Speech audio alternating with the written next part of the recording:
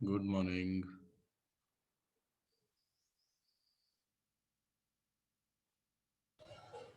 Good morning sir. Good morning. अभी ढीली ढीली आवाज आ रही है बिल्कुल।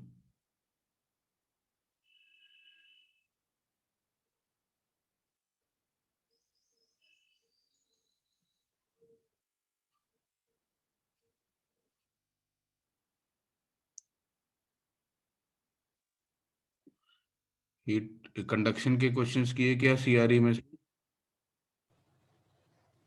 हाँ सर। यस सर, उसमें सर रेजिस्टेंस वाले भी क्वेश्चन थे एक तो।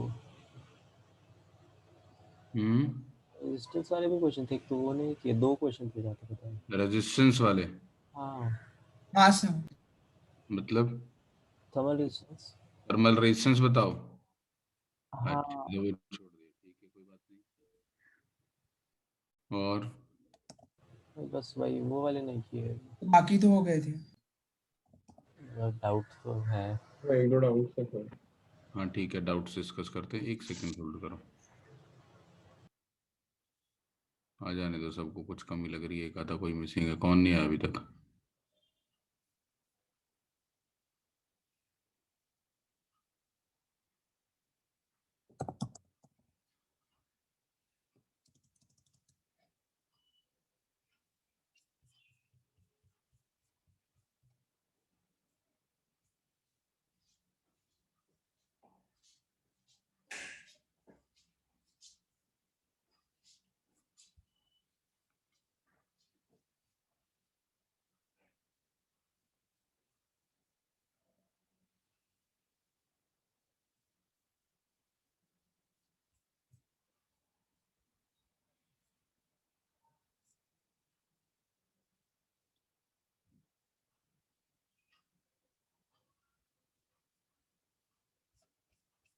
तेरा ही लोग नहीं है। सोहम नहीं था, सोहम आ गया है। वो सर आई थिंक अभी संख्या पूरी हो गई है। चलिए ठीक है।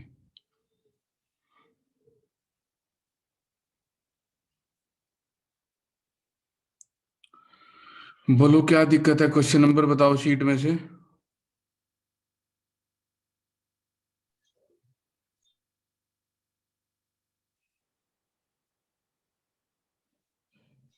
सर 13 का आंसर अलग आ रहा सीआरई 5 है ना, हीट ट्रांसफर वाली।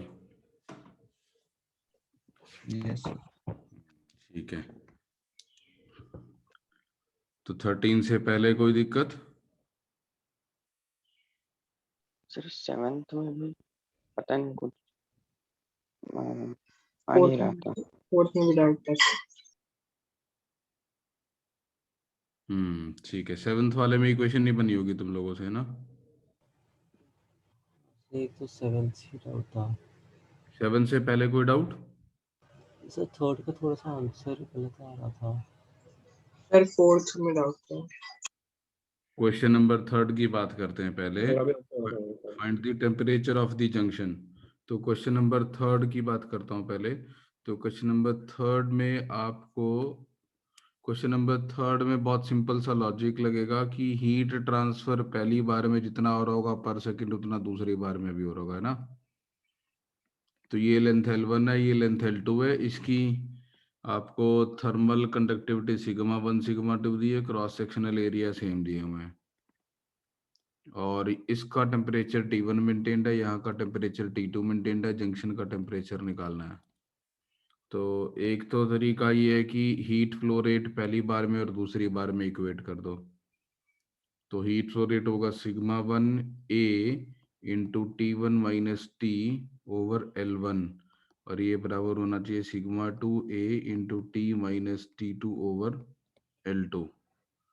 तो यहाँ से T निकल जाएगा। T की वैल्यू आ जाएगी σ1 by L1 into T1 plus σ2 by L2 into T2 upon σ1 by L1 plus σ2 by L2। ये नहीं आ रहा क्या थर्ड का आंसर? आंसर की मैंने कुछ और दिया था। सही तो है ना हमारा आंसर। क्या?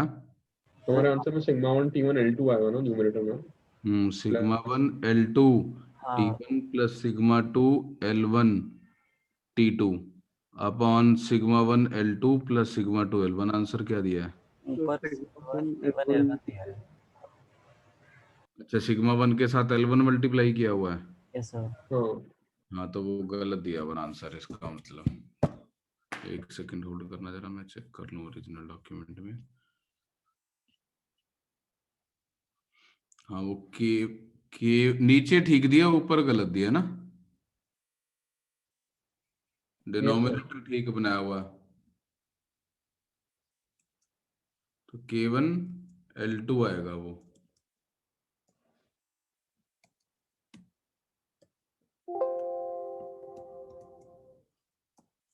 K1 L2 और K2 L1, और K नहीं है ना, वो सिग्मा होना चाहिए ना।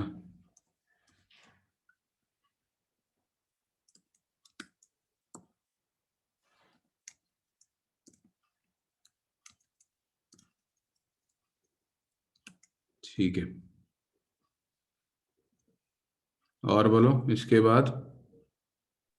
फोर्थ में डाउट था। फोर्थ क्वेश्चन में uniform rod is bent to form an isosceles right angle triangle ABC, each of the equal sides of which are of length L, और A and B are maintained at T and T root 2। तो ये आपके, इसमें equate क्या करते हैं बस वही। आप ऐसे समझो, ध्यान से समझना इस चीज में, लैंग्वेज से पता चलेगा। पहले तो मैं डायमेंशन मार्क कर लेता हूँ। ये L है, ये L है, ये L√2 है, ये ABC है। ठीक, अब आपको बोला जा रहा है A is maintained at a temperature T and B is maintained at a temperature T√2। तो इसका मतलब यहाँ कोई रिजर्वायर कनेक्टेड है जो हीट सप्लाई कर सकता है या अब्जॉर्ब कर सकता है, और यहाँ कोई रिजर्वायर कनेक्टेड है जो कि हीट सप्लाई कर सकता है या अब्जॉर्ब कर सकता है। ठीक है, तो ये ऐसे क्वेश्चन करंट इलेक्ट्रिसिटी में हमने किए हैं कि जैसे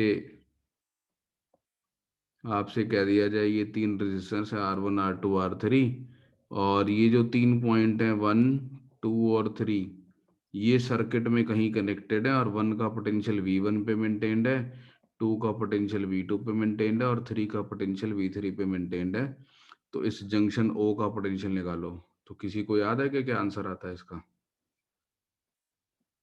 V1/R1 plus V2/R2 plus V3/R3 whole divided by 1/R1 plus 1/R2 plus 1/R3। मालूम है कैसे प्रूव करते हैं? यहां से आने वाले करंट को इसके और इसके बराबर कर दो, तो V1 माइनस V/R1 बराबर V minus V2/R2 plus V minus V3/R3, है ना। तो जो मेंटेन्ड होते हैं पोटेंशियल्स, इसका मतलब वहां से कुछ बाहर से करंट आ सकता है, और ये O पॉइंट कहीं और से कनेक्टेड नहीं है, तो O पॉइंट पे टोटल इलेक्ट्रिक करंट का सम 0 होना चाहिए, ये आने वाला बाहर जाने वाले के बराबर होना चाहिए। सिमिलरली A पर और B पर तो मेंटेन है, C पर कुछ भी मेंटेन्ड नहीं है, तो ये बेसिकली क्या होगा, यहाँ से कुछ हीट तो सीधी इधर आ जा रही होगी फ्लो करके B के क्रॉस, कुछ यहाँ से ट्रेवल करके यहाँ आ रही होगी। तो C पर AC के थ्रू आने वाली हीट और CB के थ्रू जाने वाली हीट इक्वेट करनी है आपने। ठीक है, सर सुनो सर। कर लोगे अभी? सर नेक्स्ट, तो फिफ्थ के A पार्ट का आंसर गलत आ गया। हाँ अलग आ रहा था थोड़ा। हाँ sir. find the temperature of the junction O, 3 rods AO BO and CO of area 4 lengths इतनी इतनी इतनी, thermal conductivity इतनी are welded, their ends are maintained at this। find the temperature of junction O and heat current in the rod AO। तो क्या आ रहा है ए part का answer? 84। हाँ उतना ही कुछ आ रहा था। 84। बाकी अर्नव? यस सर, मेरा भी था। तेरा भी 84 ही आ रहा था। तो उन्होंने तो 5 दिया है, वो तो एकदम इम्पॉसिबल ही है ना। हाँ सर 5 कैसे हो सकता है? 5 तो हो ही नहीं सकता, 60 से कम कैसे हो सकता है? हाँ कोई बात नहीं, वो मिसप्रिंट हो गया होगा, वो दिक्कत नहीं है, बट 84 ठीक आ रहा है सबका क्या, मैं तो ये जानना चाह रहा हूँ। और या सर मैं मेरा भी दूसरा सही आ रहा है आंसर। अभी तो अच्छा चलो, दूसरा आंसर सही आ रहा है। 84 से आ रहा है। कैंटीन रॉड AO, 1.28 आ रहा है और आंसर 1.2 दिया है। ए का 100 दिया temperature.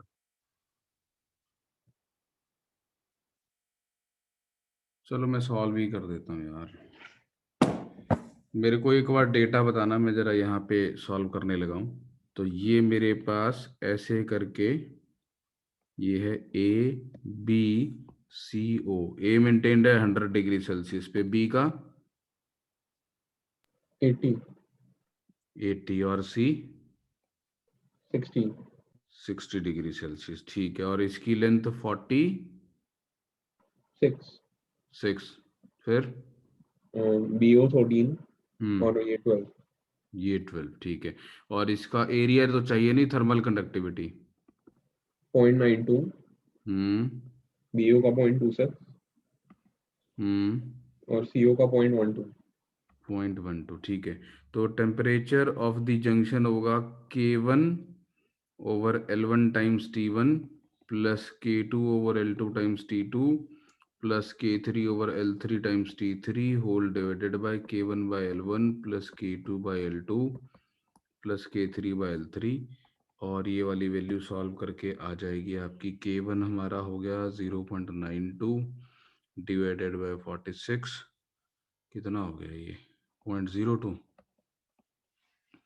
Into 100 plus next value K2 by L2, K2 by L2 ये भी 0.02 हो गया into 80, that is 1.6 plus K3 is 0.12 by 12, ये हो गया 0.01, 0.01 इंटू 60 दैट इज 6, और ये बचा था 2 होल डिवाइडेड बाय ये 0.02 था, ये 0.02 था और ये 0.01 था। तो वो 0.6 आएगा ना। 0.6 आएगा 16 टू दिस, ठीक है। तो 2 और 1 3, 4.2 बचा ना ये, और नीचे 2 2 4 1 5, 0.05, तो 420 बाय 5 84, और इसमें से हीट फ्लो रेट निकालना है, तो हीट फ्लो रेट हो जाएगा 0.92। ये 0.92 की यूनिट्स क्या हैं? कैलोरी पर सेंटीमीटर पर सेकंड पर डिग्री सेल्सियस, और सब कुछ उसी में, तो कैलोरी में आंसर आएगा इसका मतलब है ना।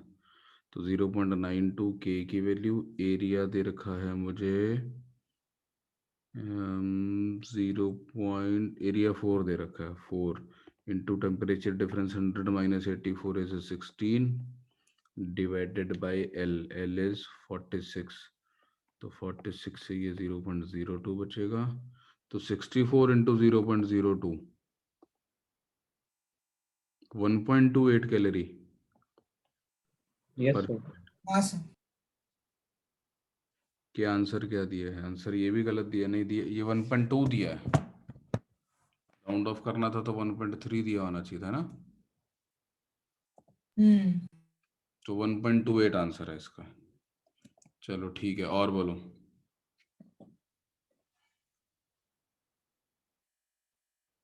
सर 7th वाला। 7th वाला। 7th वाले पे चलते हैं। 7th वाला हुआ नहीं सॉल्व तुमसे, एक ही तो अच्छा क्वेश्चन था इसमें यार।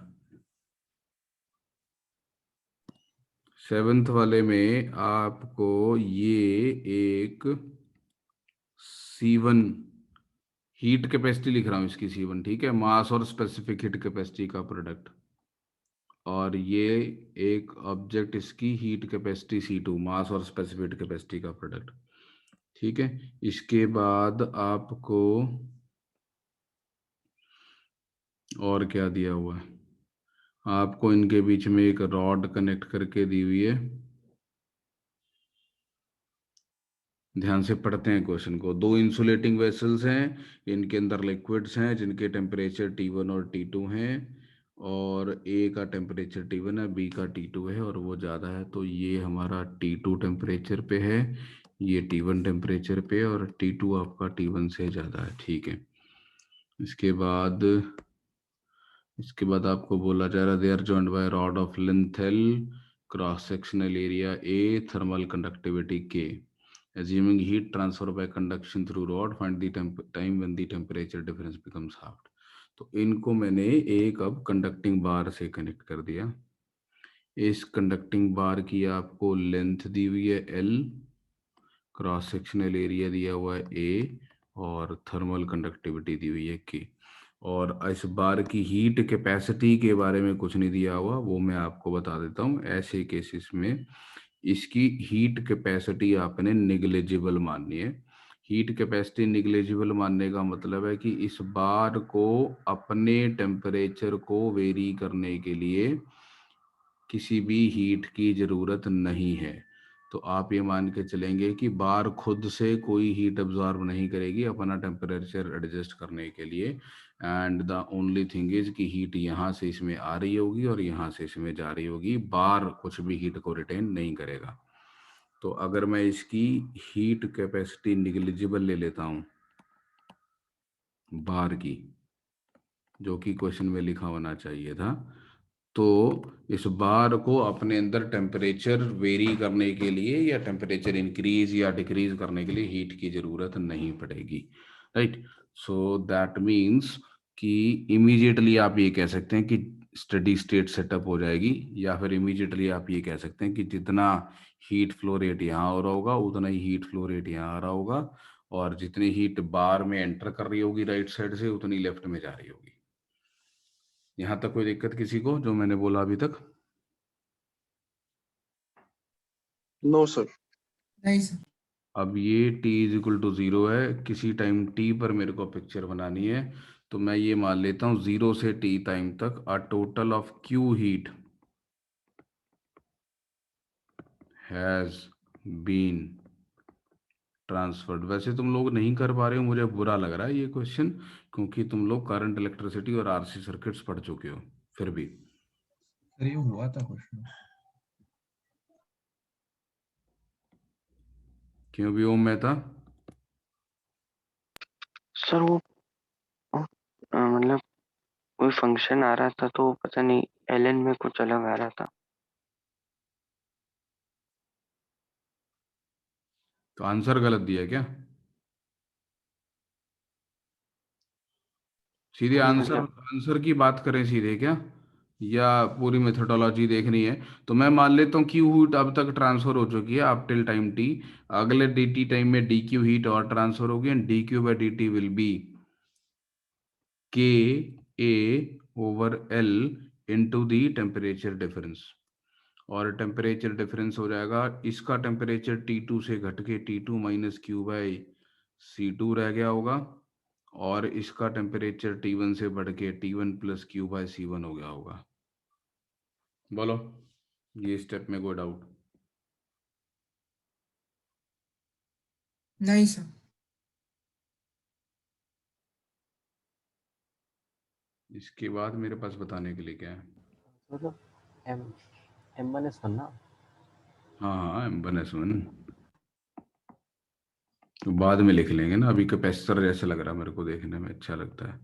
तो K A over L into T2 minus T1 एक आ गया, minus Q K A over L into C1 plus C2 upon C1 C2 एक आ गया, ऐसा। ठीक है,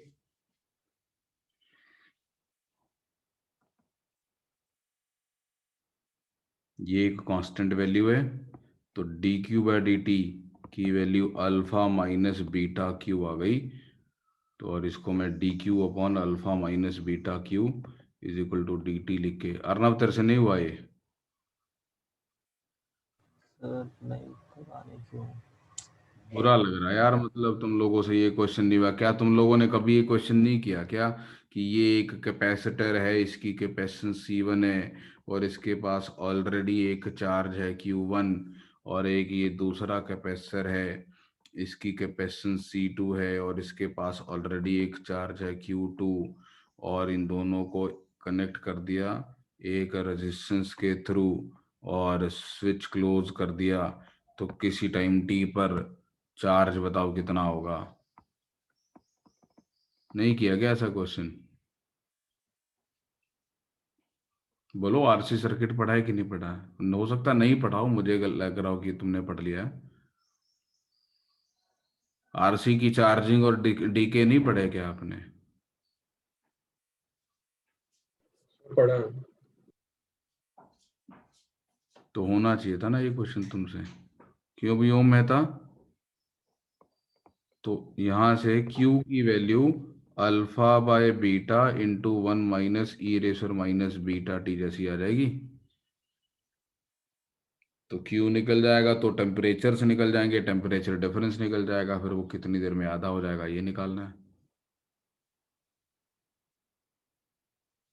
क्यों भी केसी तूने किया ये? यस यस कैसे किया है? सर, मतलब एक्चुअली दूसरी जगह पे पहले किया था तो मैंने यहाँ वापस नहीं किया। यहाँ वापस नहीं किया, फिर आंसर कैसे वेरीफाई हुआ तेरा? ये नहीं तो मतलब यही सेम क्वेश्चन मैंने दूसरी जगह पे किया था, उधर आंसर मैच हुआ था। सर मैंने किया था, मेरा आंसर मैच हो रहा है। ये देख, चलो अभी अभी कर लोगे आगे? क्या क्या ओम में था, गलती तो बता अपनी। सर वो मैं मतलब T1 डैश और T2 डैश ले रहा था टेम्परेचर, हाँ ठीक है। और फिर D of T1 dash minus D of T2 dash, और फिर dq/dt को वो minus M2S2 T2 dash minus T2 और M1S1 T1 dash minus T1 दोनों की इक्वेट कर रहा था।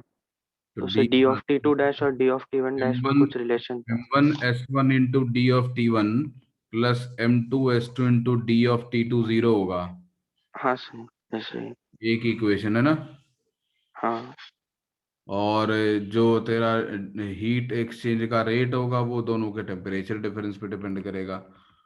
तो आप किसी भी इंस्टेंट पे टेम्परेचर T1 और T2 मान लो, तो dq/dt जो हीट फ्लो का रेट है वो KA/L into T1 minus T2 आएगा,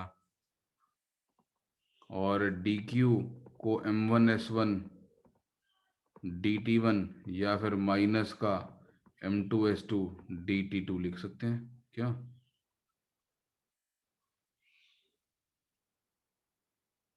तो एक कंडीशन है M1S1 dt1 और इज इक्वल टू माइनस का M2S2 dt2। तो T1 डैश T2 डैश ले लेते हैं। हाँ ठीक है, T1 T2 इंस्टेंटेनियस वैल्यूज मान ली मैंने। ओके। तो इससे डिफरेंशियल इक्वेशन बनानी मुश्किल हो जाती है। मैं ऐसे करता हूँ, मुझे डिफरेंशियल इक्वेशन बनानी आसान लगती है क्यू की टर्म्स में। भैया टोटल क्यू हीट ट्रांसफर कर दी, अगले आने वाले dt टाइम में डी क्यू हीट और ट्रांसफर होगी, और उसकी टर्म्स में सब कुछ लिख लिया। सर तो ये क्वेश्चन ये फाइनली आई ना कि कुछ अगर हम कोई टाइम इसमें डालेंगे तो उस टाइम तक कितनी हीट हो चुकी है ट्रांसफर, है ना। वैसे ये क्यू हीट तो मतलब आ गई थी, मतलब कि कितनी ट्रांसफर होगी, तो उसमें हम बस पुट कर सकते हैं इसमें। क्यू की सर वैल्यू वो आ गई तो अब टेम्परेचर तो निकल ही गई ना। ये इसका टेम्परेचर है किसी टाइम टी पर, ये इसका टेम्परेचर है किसी टाइम टी पर। हाँ वही तो, इस टाइम के लिए इसमें पुट कर सकते हैं लास्ट वाली क्वेश्चन में। हाँ वो लास्ट वाले मतलब वो एक्चुअली एलएन में पुट करेंगे तो ज्यादा इजी पड़ता है ना। वो हम हीट की और एक इक्वेशन बना के फिर उसको पुट करेंगे तो एलएन में ठीक है, तुम डायरेक्ट आ खाली जाता उस है। क्वेश्चन का आंसर निकालने की बात करो कि कितनी देर में टेम्परेचर डिफरेंस आधा हो जाएगा ना। हाँ ये सर, टाइम के लिए अगर होगा तो तो एलएन में मेरे को निकालेंगे। अगर उस क्वेश्चन का आंसर निकालना हो तो मेरा आंसर है L/KA into C1 C2/C1 + C2 Ln2। मुझे तो आंसर पता है, ये आंसर होना चाहिए। RC/Ln2 आंसर होता है जितनी देर में हाफ हो जाता है, हाफ लाइफ बोलते हैं इसको, सुनिए हाफ लाइफ। यस। तो RC/Ln2, R है मेरा L/KA और C है मेरा C1 C2/C1 + C2। मुझे आरसी सर्किट में मालूम है, और ये भी मैंने पढ़ा हुआ है कि अगर दो कैपेसिटर्स हैं और ये रेजिस्टेंस का टाइम कांस्टेंट निकालना है तो रेजिस्टेंस से पूछो सर्किट की इक्विवेलेंट कैपेसिटेंस कितनी है। तो दोनों सीरीज में C1 C2/C1 + C2, तो टाइम कांस्टेंट RC आएगा। और आर कैसे निकालेंगे, तो हमने हीट फ्लो रेट देखा है, हीट फ्लो रेट हमारा आता है T1 minus T2 over L by K A. Now this is of the form, ये करंट है मेरा और ये मेरा पोटेंशियल डिफरेंस है और ये टर्म मेरी रेजिस्टेंस है, तो रेजिस्टेंस इज L ओवर के ए and this resistance is similar to rho L by A। Rho electrical resistivity है, उसकी जगह नीचे थर्मल कंडक्टिविटी आ जाएगी, तो L over sigma A will be the electrical resistance और उसके कॉरस्पॉन्डिंग थर्मल रेजिस्टेंस लिखना है तो L over sigma A, sigma की जगह K लिख दिया हमने, ये इलेक्ट्रिकल कंडक्टिविटी है, उसकी जगह हमने थर्मल कंडक्टिविटी लिख दी, है ना।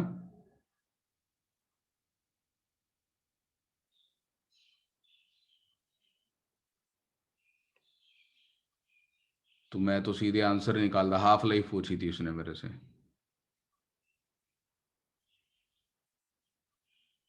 इट इज नॉट अबाउट कि इजी पड़ेगा या टफ पड़ेगा, it is about being able to analyse the question from the basic.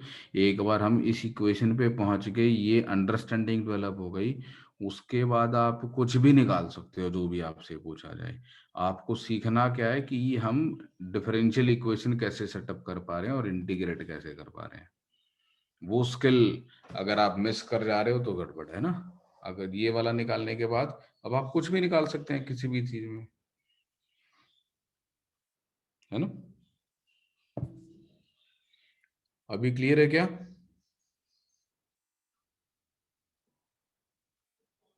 हाँ जी, हाँ ओम, मैं सर। आंसर आ रहा है। हाँ सर। Arnav, yes sir. ठीक है। साहिल जी, हो गया अब ये? Yes sir.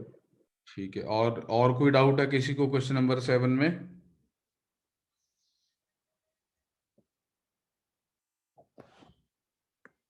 तो electrical resistance rho times L over A होता है और उसी को 1 over sigma times L over A लिख सकते हैं, वेयर सिग्मा इज कंडक्टिविटी, और थर्मल रेजिस्टेंस के लिए K आ जाता है यहाँ पर।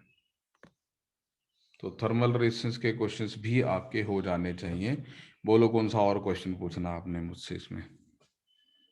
तो 13 का आंसर अलग आ रहा था। 13th का आंसर अलग आ रहा था। तो उसमें सिर्फ 2/3 होना चाहिए और वो नीचे 2 का L होना चाहिए। हाँ हाँ। हाँ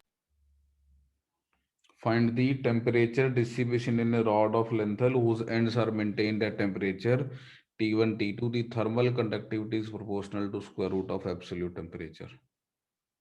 क्या डिफरेंस आ रहा है इसके आंसर में?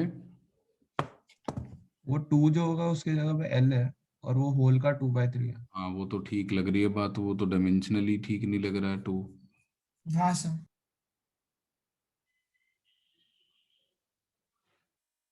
तो 2 की जगह L और होल रेस टू 2/3 होगा ना। होल रेस टू पावर मतलब इसमें T की पावर 3/2 होना चाहिए था लेफ्ट में इक्वेशन के। हाँ हाँ हाँ। हाँ सर।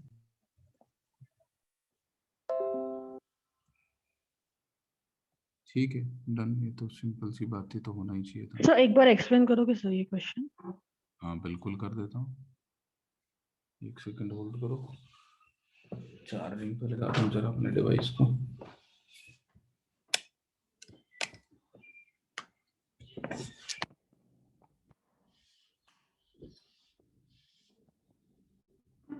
तो इसमें थर्मल कंडक्टिविटी रूट टी के प्रोपोर्शनल दी हुई है ना।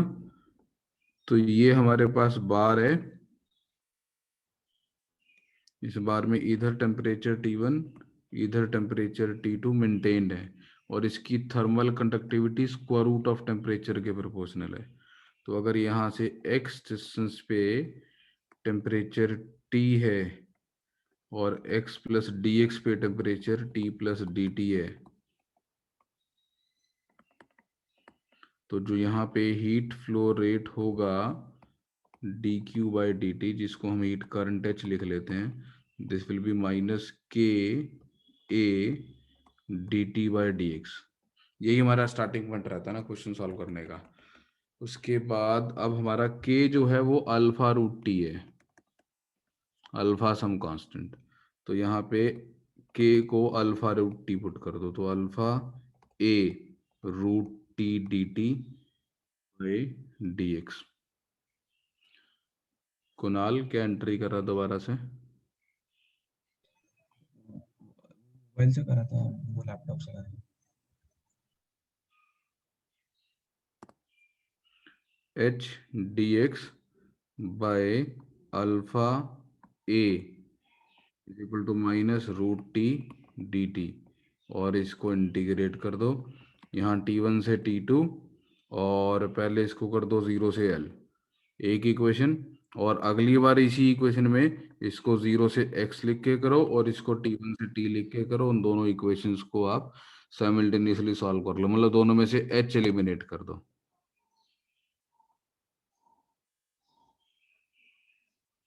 ठीक है? Yes sir.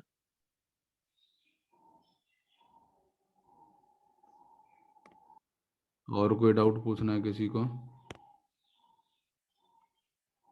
सर एक बार लास्ट का आंसर तो आ गया, लेकिन पता नहीं ठीक मेथड से आया नहीं, तो वो बता दो। लास्ट क्वेश्चन का आंसर मतलब find the time in which a layer of ice x1 on the surface of a pond will increase to x2 when the temperature of the surroundings is theta। तो basically पानी के surface पे, पानी के ऊपर ice की layer बनी हुई है, और आप इस आइस की थिकनेस की ग्रोथ के बारे में सोचना चाहते हैं। तो मान लो ये x है, तो आप इस x का इंक्रीमेंट स्टडी करना चाहते हैं x1 से x2। तो ये आइस है, ये वाटर है, और ambient temperature minus theta degree Celsius, ऐसा ही कुछ है ना। Temperature of the surrounding is theta, minus theta होना चाहिए। ठीक है? और यहाँ पे टेम्परेचर 0 डिग्री सेल्सियस होगा जो वाटर आइस इंटरफेस पे, क्योंकि यहाँ पे वाटर आइस में कन्वर्ट हो रहा होगा, वो हमें मालूम है 0 डिग्री सेल्सियस पे होता है। तो व्हाट इज हैपनिंग इज, यहाँ से इस आइस की लेयर की थर्मल कंडक्टिविटी की दे रखी है, तो यहाँ से हीट ऊपर को फ्लो करके जाएगी, and because of that flow of heat to the other side, यहाँ पे आपकी आइस की थिकनेस ग्रो कर जाएगी। तो अगर ये स्प्रेड है ए एरिया पे, तो जो मेरी हीट ट्रांसफर होगी वो हो जाएगी K A theta by X. This will be the value of D Q by D T, and this will cause rho times A times D X into latent heat, इतने mass को freeze कर देगी DM by D T. ये मेरी equation है। समझ आ रही है इक्वेशन आपको?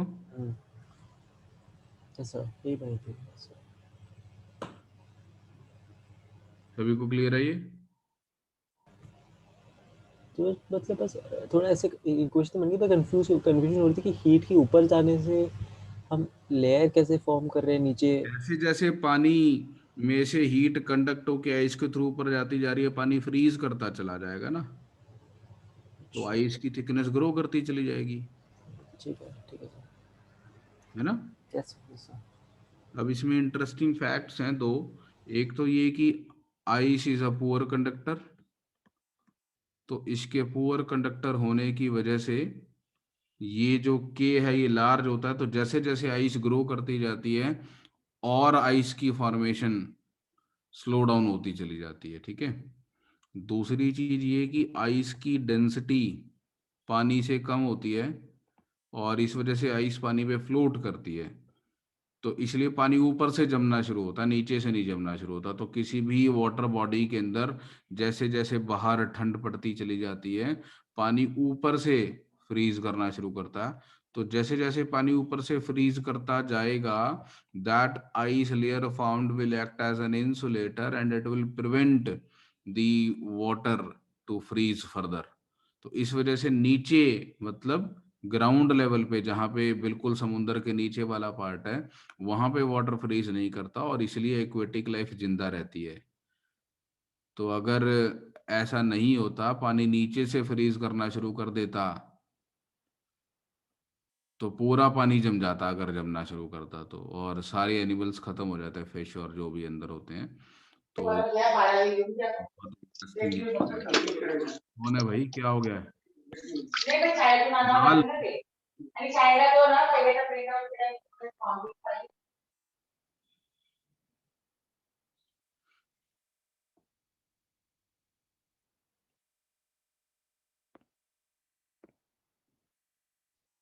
ठीक है, और कुछ पूछना है इसमें?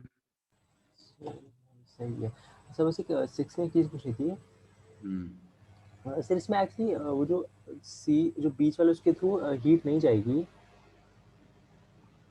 जो 6 में?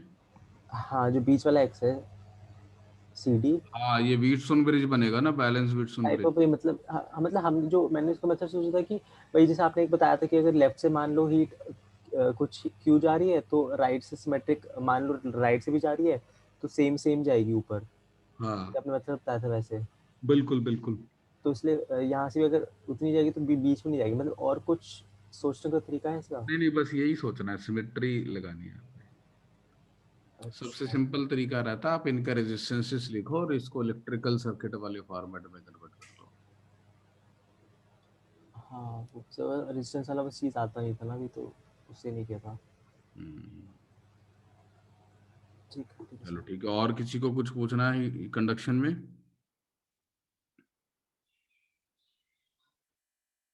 ठीक है जी।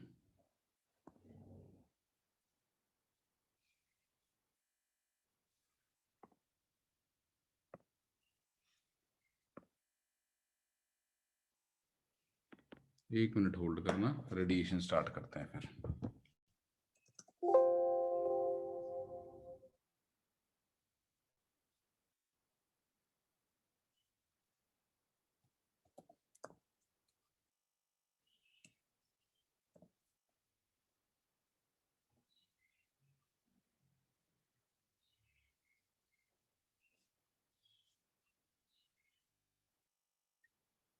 और कोई आंसर में करेक्शन तो नहीं थी?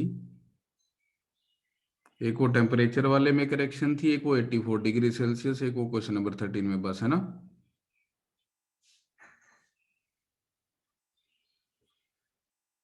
चलिए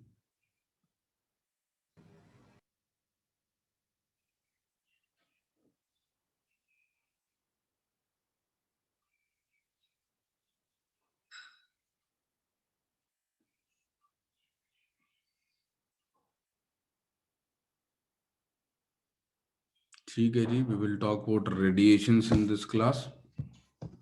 रेजिस्टेंस वाला उतना ही था ऊपर, रेजिस्टेंस वाला उतना ही था ऊपर जो था आपने।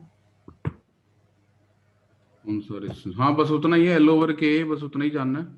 अच्छा, ये ना, हाँ ऐसे ऐसे। तो इसके बाद आपको बस वो क्या कहते हैं, जैसे इलेक्ट्रिक करंट होता है ना डेल्टा V बाय R, तो वैसे ही हीट करंट हो जाएगा delta T over R, RTH हो जाएगा हमारा थर्मल रेजिस्टेंस। ठीक है, ठीक है, यस सर, ये बात तो सब कुछ वो ओम्स लॉ और सर्किट सीरीज पैरेलल वही चीजें लगानी है ना। Yes sir.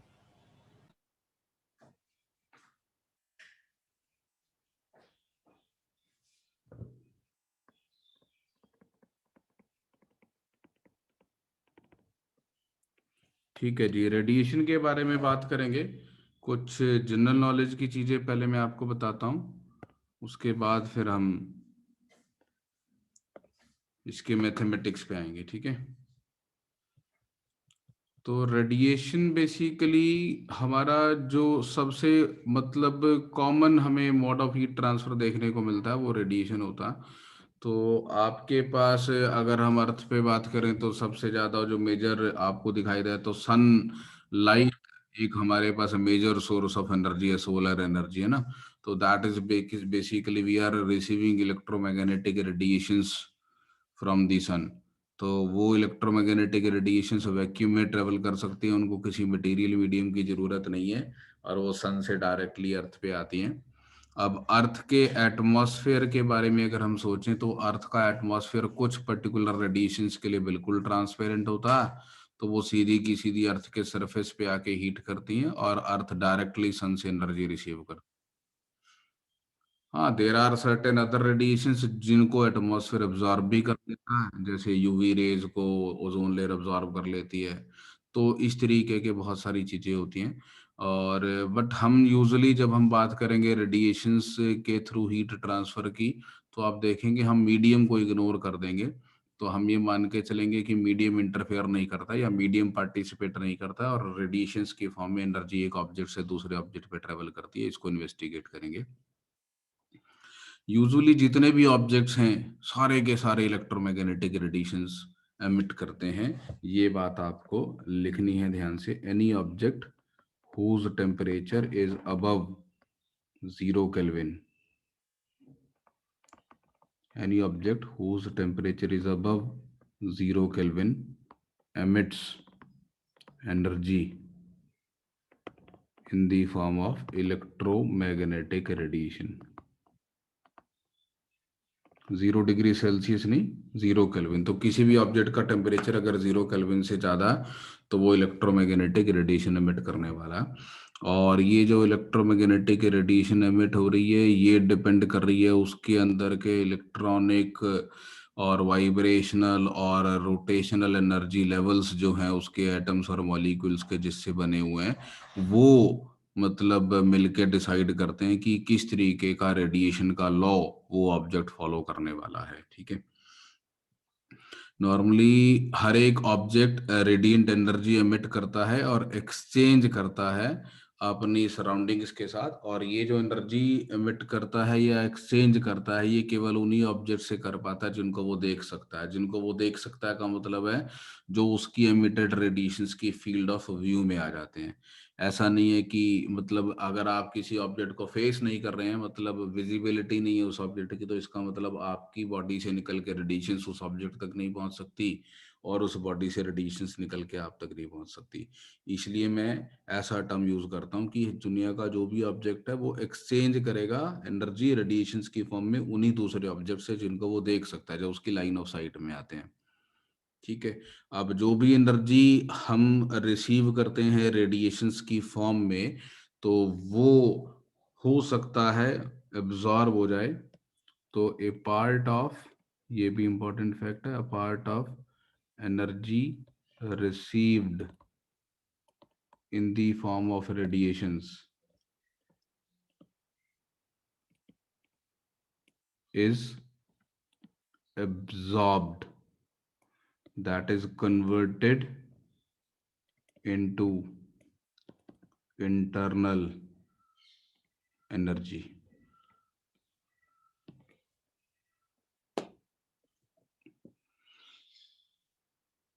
और ये बेसिकली इसका मैकेनिज्म है रेडिएशन अब्जॉर्प्शन का। और ये अब्जॉर्प्शन ऑब्वियसली डिपेंड करेगी कि जिस सब्सटेंस के ऊपर रेडिएशंस गिर रही हैं उसके एटम्स या मॉलिक्यूल्स के एनर्जी लेवल्स क्या हैं। अगर इंसिडेंट रेडिएशंस के एनर्जी लेवल्स मैच करते होंगे ऑब्जेक्ट के एटम्स या मॉलिक्यूल्स के एनर्जी लेवल से तो वो एब्जॉर्ब हो जाएगी, अदरवाइज वो नहीं एब्जॉर्ब होगी।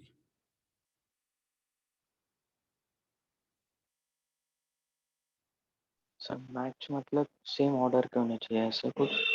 जैसे यार तुम बिल्कुल एटॉमिक स्ट्रक्चर में पढ़ते हो कि अगर एक ग्राउंड स्टेट हाइड्रोजन एटम है, अगर आप उससे 5 इलेक्ट्रॉन वोल्ट की रेडिएशंस के फोटॉन्स, 5 इलेक्ट्रॉन वोल्ट एनर्जी वाले फोटॉन्स एमिट कर उस पे इंसिडेंट कराओगे तो क्या वो उसको एब्जॉर्ब कर लेगा?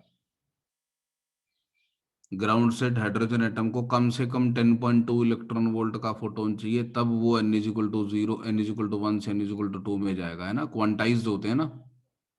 हाँ sir. So only those photons could be absorbed which correspond to a difference in energy level of two states, है ना। अच्छा ओके सर। हाँ, तो सब्सटेंस केवल उन्हीं रेडिएशंस को अब्जॉर्ब कर पाएगा जिसके कॉरस्पॉन्डिंग फोटॉन्स की एनर्जी उसके अंदर के दो एनर्जी लेवल्स के डिफरेंस से मैच करती होगी। आपने प्लैंक्स ब्लैंक बॉडी रेडिएशन के बारे में सुना होगा। तो प्लैंक ने अपनी quantum theory black body radiation के ऊपर बेस करके प्रपोज की थी, जिसमें उसने समझाया था कि जो एनर्जी है वो हमारी कंटिन्यूअसली एमिट या एब्जॉर्ब नहीं होती और पैकेट्स की फॉर्म में होती है। तो थोड़ा सा आपको आइडिया मिलेगा कि ब्लैक बॉडी रेडिएशन यहाँ पर क्या होती है। मैं उसको इस चैप्टर में फिलहाल प्लैंक क्वांटम थ्योरी से रिलेट नहीं करूँगा, बट हम कुछ चीज़ें ऐसे पढ़ेंगे जो शायद आगे कभी आप वो क्वांटम मैकेनिक्स पढ़ें तो उसमें आपको समझ में आएगी। Maybe I will be able to give a little bit of the idea. तो यहाँ पे हम बात करेंगे, हम समझेंगे कि कोई भी सब्सटेंस उसके सरफेस से रेडिएशंस निकलती हैं वो किस किस फैक्टर पे डिपेंड करती हैं। तो यूजुअली वो उसके टेम्परेचर पे डिपेंड करती हैं, और उसके अलावा वो उसके नेचर ऑफ द सरफेस पे डिपेंड करती हैं, जिसके लिए हम कुछ पैरामीटर्स डिफाइन करते हैं, जैसे कि एमिसिविटी एंड एब्जॉर्प्टिविटी। कुछ पैरामीटर्स हम डिफाइन करेंगे लाइक एमिसिविटी और एब्जॉर्प्टिविटी। तो एमिसिविटी मतलब एमिशन से रिलेटेड, एब्जॉर्प्टिविटी एब्जॉर्प्शन से रिलेटेड है, और अल्टीमेटली ये सब चीज़ें उसकी इलेक्ट्रिकल और मैग्नेटिक प्रॉपर्टी से रिलेटेड है। और वो जो इलेक्ट्रिकल और मैग्नेटिक प्रॉपर्टी होती हैं तो शायद आपने थोड़ा बहुत सुना हो। तो एक हमारे पास परमिटिविटी आती है एप्सिलॉन नॉट, एक रिलेटिव परमिटिविटी आती है एप्सिलॉन आर, एक मैग्नेटिक परमिएबिलिटी आती है म्यू नॉट, एक रिलेटिव परमिएबिलिटी आती है म्यू आर। ये आपने देखा होगा उसके अंदर एक कूलम्स लॉ में, force of interaction 1/4 pi epsilon naught Q1 Q2 by r square हो जाती है। रिलेटिव परमिटिविटी को डाइलेक्ट्रिक कांस्टेंट भी बोलते हैं हम। तो मुझे नहीं लगता है कि आपको बहुत ज़्यादा याद होगा, बट डाइलेक्ट्रिक कांस्टेंट के आपने सुना होगा। तो सिमिलरली मैग्नेटिक बिहेवियर के लिए रिलेटिव परमेबिलिटी आती है। तो ये जो इलेक्ट्रिकल और मैग्नेटिक बिहेवियर हैं ये डिसाइड करते हैं ऑब्जेक्ट की एमिसिविटी और एब्जॉर्प्टिविटी को। हम इस चैप्टर में वो इंट्रिकेट रिलेशनशिप्स नहीं पढ़ेंगे, हम केवल ये डिफाइन करेंगे कि एमिसिविटी क्या होती है, एब्जॉर्प्टिविटी क्या होती है। दूसरी चीज, यहाँ पर हम इलेक्ट्रोमैग्नेटिक रेडिएशंस यानी वेव्स के बारे में बात कर रहे हैं, लेकिन ज़्यादातर जो हमारे केसेस इन्वॉल्व होंगे उसमें जो हमारे ऑब्जेक्ट का जो साइज है वो बहुत लार्ज होगा in compare to the wavelength of the radiation, and the distance traveled by the radiation from one object to the other, that is also going to be very large in comparison to the wavelength of the radiation। और उस case में अपने को इसके wave nature के बारे में सोचने की जरूरत नहीं पड़ेगी। हम साधारण जैसे रे ऑप्टिक्स होता ना उस तरीके से काम चलाएंगे, तो हम सीधी लाइंस में बस एनर्जी को ट्रेवल करता हुआ दिखा देंगे। एक्चुअली वो वेव्स की तरह ट्रेवल कर रही होगी, बट हम ज्यादा नहीं सोचेंगे उसके बारे में।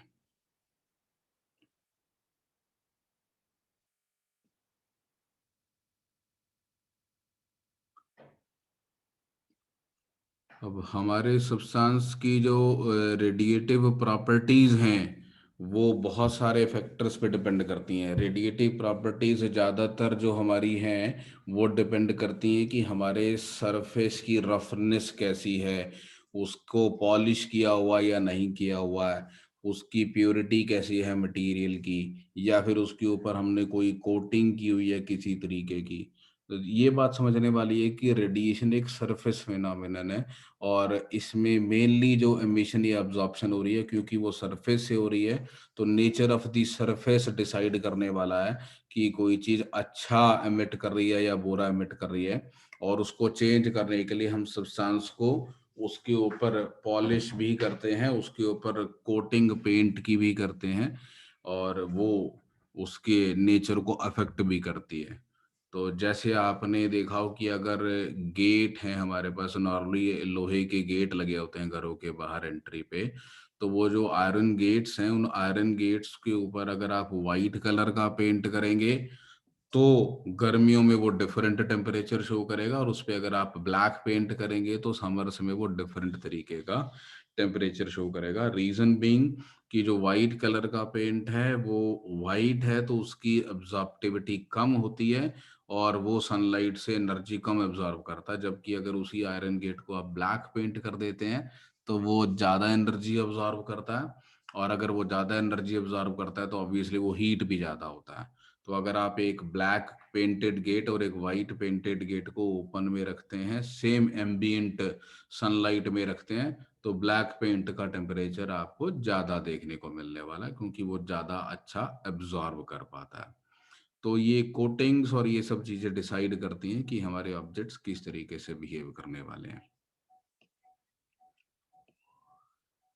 फिलहाल हम एक सिंपलिस्टिक पिक्चर के बारे में बात करेंगे और हम एक स्टैंडर्ड केस लेकर चलेंगे और हम बात करेंगे एक अच्छे वाले केस की, एक ब्लैक बॉडी की। और इस ब्लैक बॉडी के बारे में हम बात करेंगे तो ब्लैक बॉडी एक ऐसा हमारा ऑब्जेक्ट है जो कि maximum amount of energy radiate कर सकता है हर वेवलेंथ के corresponding in comparison to others, और ये सभी प्रकार की रेडिएशंस को एब्जॉर्ब भी कर सकता है।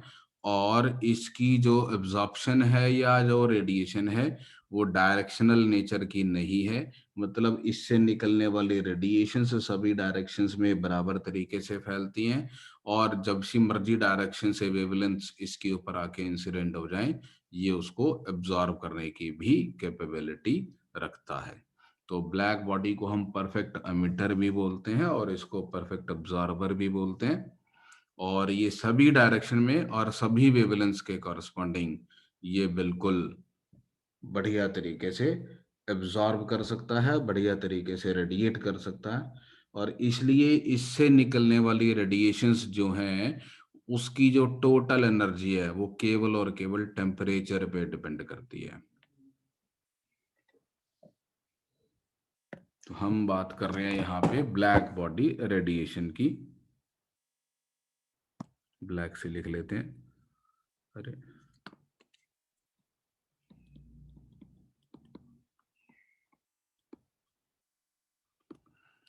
प्रैक्टिकल लाइफ में ऐसा नहीं होता।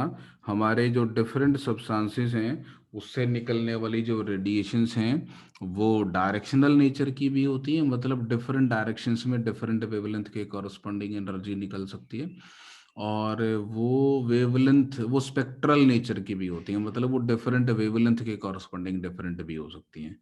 ठीक है, जैसे आप देखो ना, आप बल्ब लेकर आते हैं तो रेड बल्ब आता है, येलो बल्ब आता है, तो रेड बल्ब का क्या मतलब है? इट इज, जब उसको आप स्विच ऑन करते हैं तो वो जो मेनली लाइट एमिट करता है वो रेड कलर की वेवलेंथ के जोन में करता है, और येलो वाला येलो में करता है। अगर आप मतलब फ्लेम देखेंगे कभी बर्नर पे, गैस बर्नर की फ्लेम देखेंगे तो उसमें आपको फ्लेम में अलग अलग कलर्स दिखाई देते हैं, कहीं पे ब्लू दिखाई दे रहा है, कहीं पे रेड दिखाई दे रहा है ना, तो डिफरेंट कलर्स दिखाई दे रहे हैं। तो ये सब कलर्स इस बात पर भी डिपेंड करते हैं कि कौन सी वेवलेंथ उसमें से ज्यादा एमिट हो रही है, कौन सी वेवलेंथ उसमें से कम एमिट हो रही है, और हम इसी चीज को इन्वेस्टिगेट करेंगे यहाँ पर। और पहले मैं ब्लैक बॉडी रेडिएशन की बात कर रहा हूँ। तो ब्लैक बॉडी रेडिएशन में हम बात कर रहे हैं what is a black body.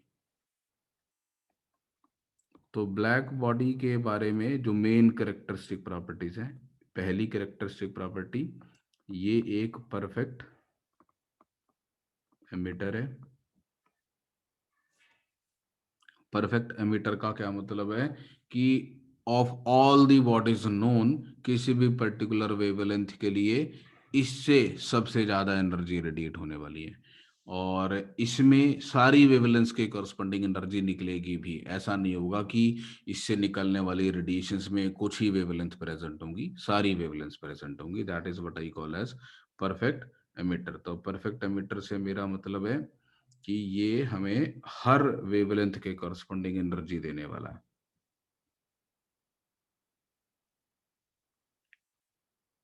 इसके बाद ये एक परफेक्ट एब्जॉर्बर भी है।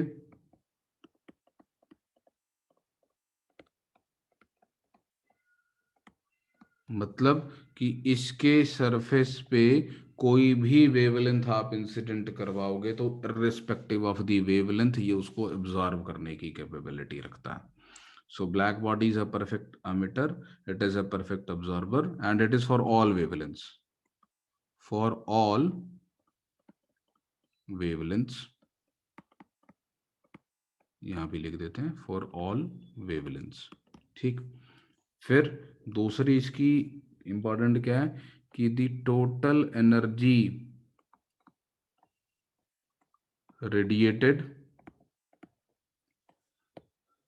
पर second per unit area, the total energy per second radiated per second per unit area from any point on the surface of a black body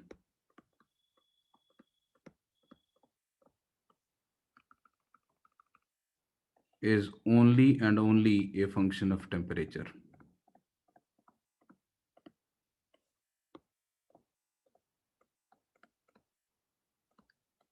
And for that matter, we have Stephen's law.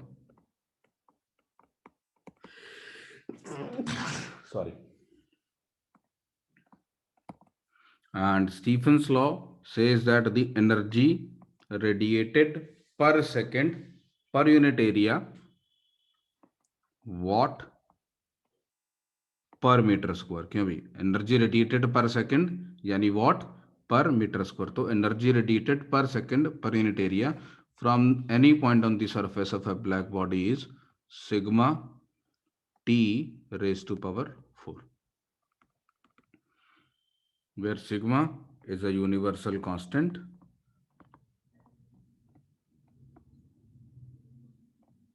and that value is 5, 6, 7, 8.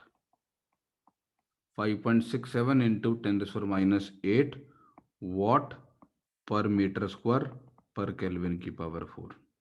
ठीक है, तो sigma is a universal constant and T is obviously the absolute temperature.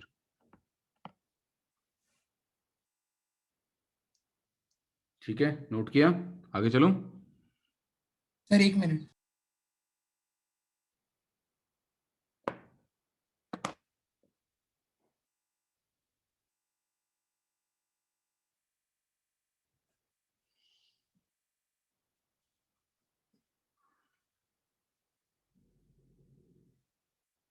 ये आपने energy radiated बताया ना? ये आपने energy radiated बताया ना? Energy radiated per second per unit area from any point on the surface of a black body. Yes, sir.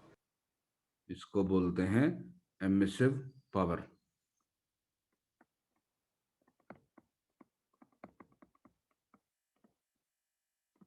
This is known as emissive power.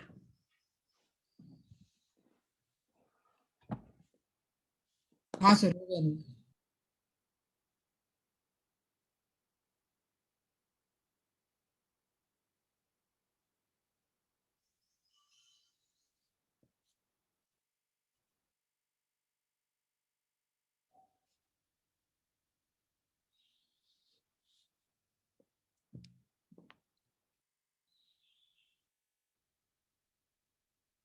तो ये perfect emitter है for all wavelengths. It is also important that it is a perfect emitter in all directions. तो perfect emitter for all wavelengths in all directions.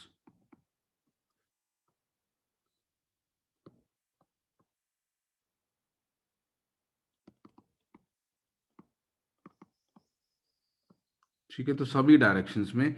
इसका मतलब यह है, ध्यान से समझना जरा, कि मान लो ये एक हमारे पास ब्लैक बॉडी है, तो इस ब्लैक बॉडी के सरफेस पे कोई भी पॉइंट है, तो इस पॉइंट से जो रेडिएशंस एमिट होती है, इस पॉइंट से जो रेडिएशंस एमिट होती हैं, आप समझना ये परफेक्टली डिफ्यूज्ड एमिशन है. व्हेन आई से द वर्ड डिफ्यूज्ड एमिशन, इसका मतलब वो डायरेक्शनल नेचर का नहीं है और सभी डायरेक्शंस में यूनिफॉर्मली होता है. ऐसा नहीं सोचना है. यूजुअली अपने को ना एक हैबिट पड़ जाती है सरफेस से नॉर्मली रेडिएशंस बाहर निकाल के दिखाने की. तो let us be very sure on this कि जो रेडिएशंस निकल रही है वो डिफ्यूज होती हैं और सभी डायरेक्शन में निकलती हैं. इसका मतलब ये कि इस पॉइंट के अराउंड अगर मैं एक हेमिस्फीयर बनाऊंगा,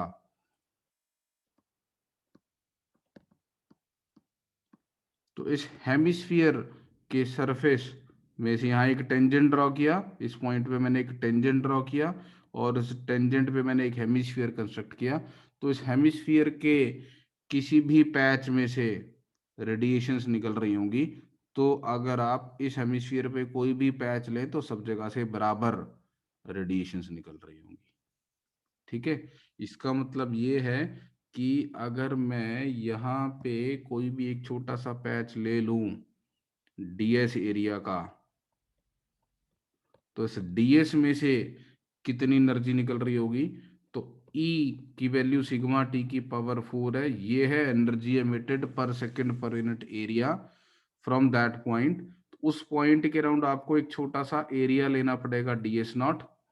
तो the total energy radiated per second from that point patch of area ds not. A patch,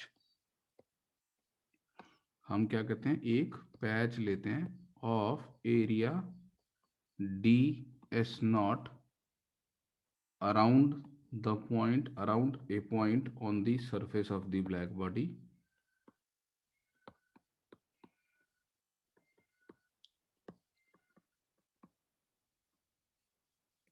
उसके बाद वहां से जो टोटल रेडियंट पावर आ रही होगी वो आ रही होगी ds not into sigma into T rest power 4। इसको बोलूंगा मैं the total radiant power from that patch. ये समझ में आया आपको? ठीक है, अब इस पैच से इस पैच को सेंटर मान के उसके राउंड हमने एक हेमिस्फीयर कंस्ट्रक्ट किया, उस पे एक एरिया ds है। तो what is the energy received per second by the patch ds?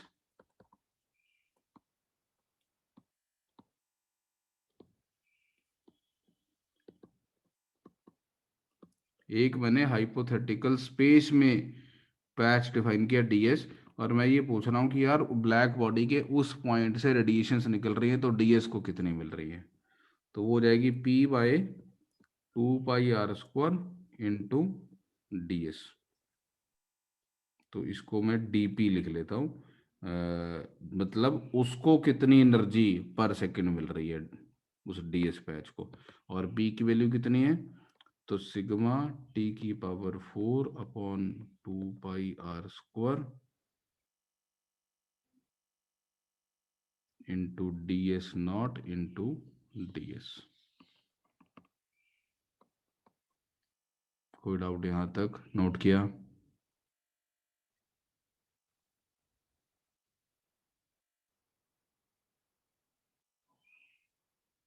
हैं सभी लोग क्लास में? Yes sir.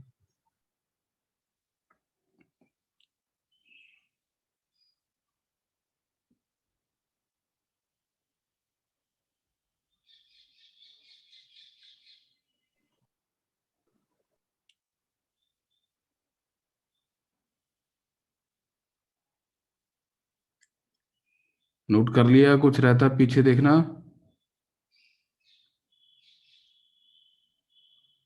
सर एक बार पिछला पेज दिखा देंगे। ये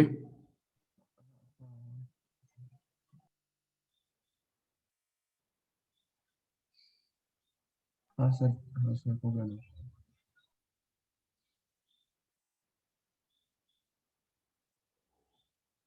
ठीक है, ये भी नोट कर लो ध्यान से।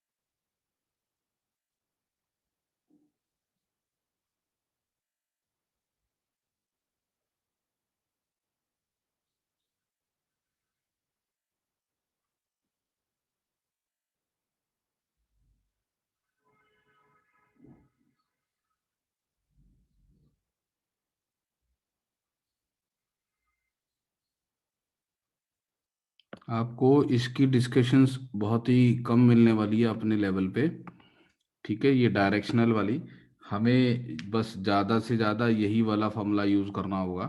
तो ये ठीक है, मैंने आपको डायरेक्शनल इंडिपेंडेंस एक्सप्लेन करने की कोशिश की just to give you the idea. और ये इसलिए ताकि आपके माइंड से ये बात हट जाए कि यार वो नॉर्मली निकलती हैं, तो चारों तरफ निकलती हैं और फैल के निकलती हैं, तो it is distributed in all directions, that is the important point. अब बात करते हैं दूसरी बॉडीज के लिए। अगर वी हैव कोई any other body which is not a black body, तो not a perfectly black body, तो इसके जो रेडिएशंस होंगी सेम टेम्परेचर टी पे, it is going to radiate less. तो for same temperature T other bodies radiate less। तो अगर मैं EB को लिखूं सिग्मा टी की power 4 which is the emissive power of a perfectly black body, emissive power of A perfectly black body, और मैं दूसरी बॉडी की बात करूं और दूसरी बॉडी के लिए जो एमिसिव पावर है उसको लिखूं सिग्मा टी की पावर 4, तो जो दूसरी बॉडी है ME represents the emissive power of other body.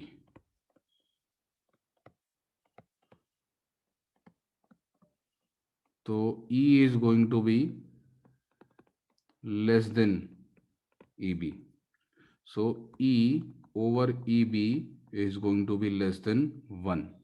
अब ये जो E और EB के रेशो है, इस रेशो को हम बोल देते हैं उसकी एमिसिविटी।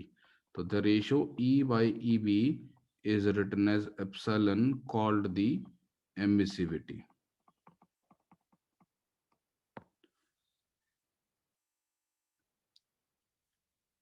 और ये उसके नेचर ऑफ द सरफेस पे डिपेंड करती है।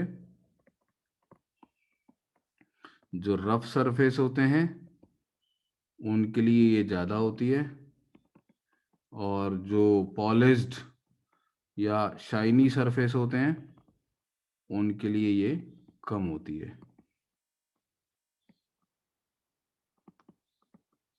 मतलब रफ सरफेस ज़्यादा रेडिएट करता है, ठीक है। और इस रेशो को हम एमिसिविटी बोल देते हैं, इट इज E/EB। इसका मतलब दूसरी बॉडी के लिए अगर मैं एमिसिव पावर लिखूंगा तो वो एप्सिलॉन सिग्मा टी की पावर 4 बन जाएगा, ठीक है। तो ब्लैक बॉडी के लिए स्टीफन्स लॉ कहता है emissive power is sigma T की पावर 4। तो दूसरी बॉडीज के लिए अगर मैं लिखूंगा तो वो बन जाएगा एप्सिलॉन सिग्मा टी की पावर 4, और इसको हम स्टीफन बोल्ट्जमैन लॉ बोल देते हैं।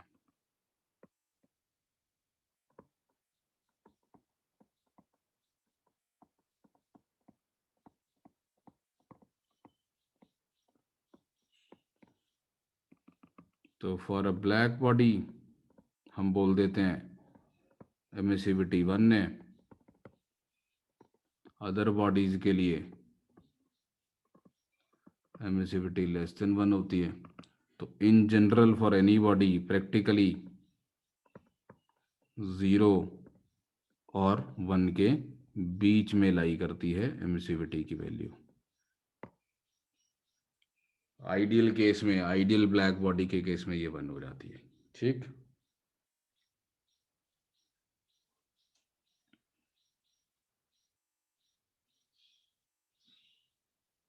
नोट किया?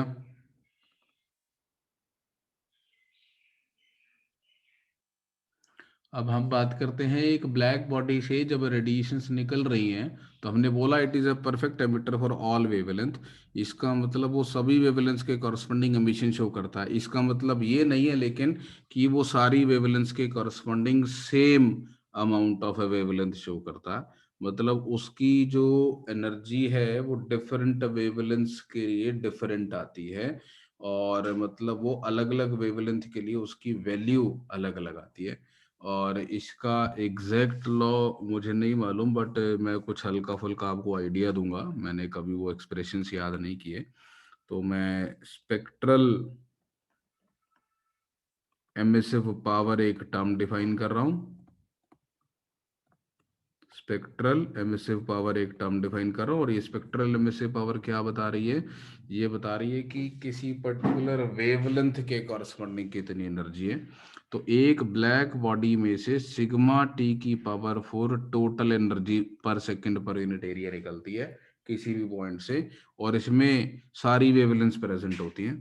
तो इसमें से किसी वेवलेंथ लैम्डा के कॉरस्पॉन्डिंग कितनी एनर्जी प्रेजेंट है उसको हम मेजर करते हैं स्पेक्ट्रल एमिसिव पावर से।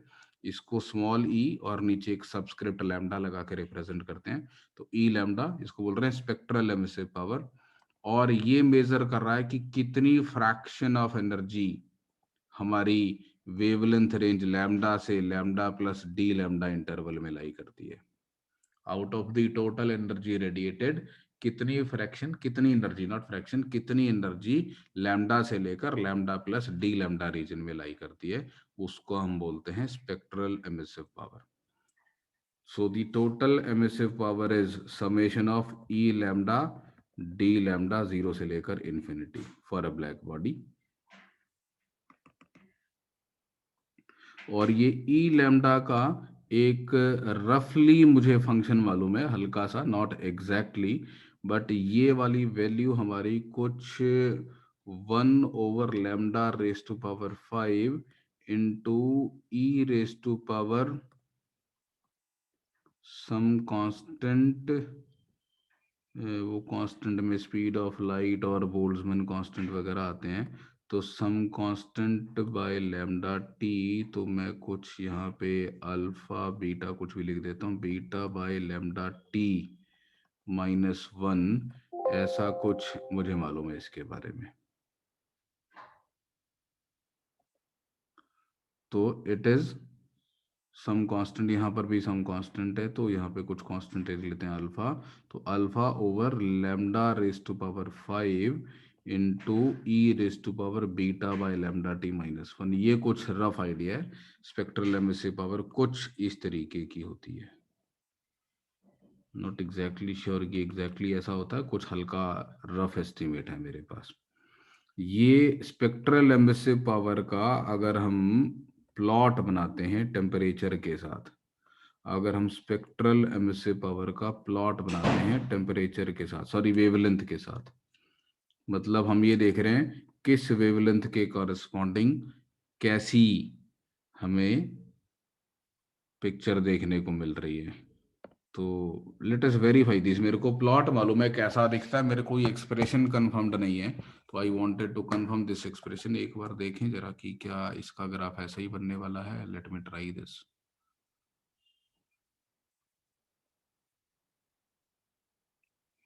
हम बनाने वाले हैं some constant 1 over lambda raise to power 5 into e raise to power e raised to power 1 over lambda -1, ऐसा कुछ है ना।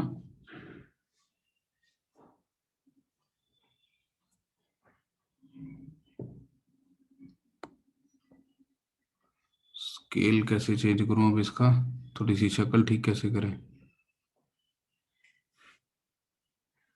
टूल लगाने से कुछ होगा। दिख रहा आपको स्क्रीन पे?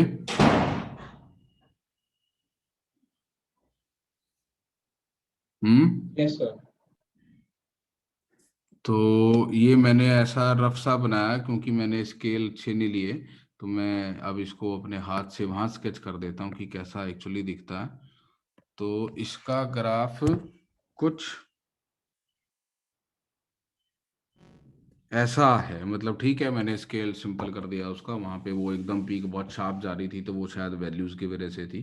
तो ई लैम्डा वर्सेस लैम्डा का अगर हम ग्राफ बनाते हैं तो ये ऐसा आता है, और ये हमें बेसिकली ये बता रहा है कि बहुत ज्यादा वेवलेंथ के करस्पॉन्डिंग भी एनर्जी रेडिएटेड बहुत कम होती है, और बहुत कम वेवलेंथ के करस्पॉन्डिंग में एनर्जी रेडिएटेड बहुत कम होती है। ज्यादातर एनर्जी एक मीडियम रेंज ऑफ वेवलेंथ में आती है, और एक पर्टिकुलर वेवलेंथ ऐसी है जिसके कॉरस्पॉन्डिंग आपको ई लैम्डा मैक्सिमम देखने को मिलता है। इस ग्राफ का एरिया क्या रिप्रेजेंट कर रहा होगा?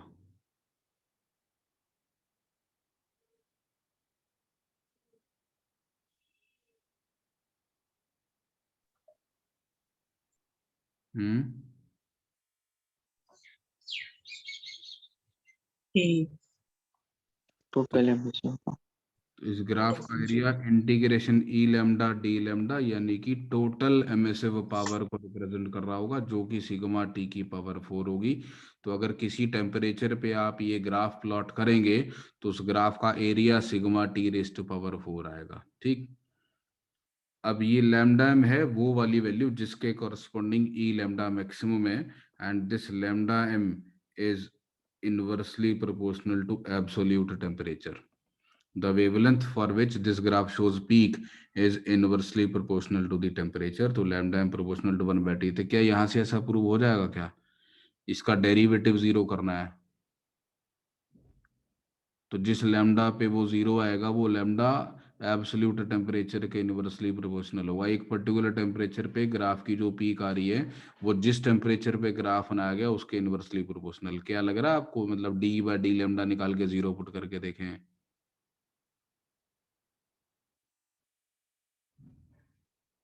अगर इसका with respect to lambda wavelength derivative zero करें, ये पीक के कॉरस्पॉन्डिंग वेवलेंथ निकाले, तो क्या वो 1/t के प्रोपोर्शनल आएगी?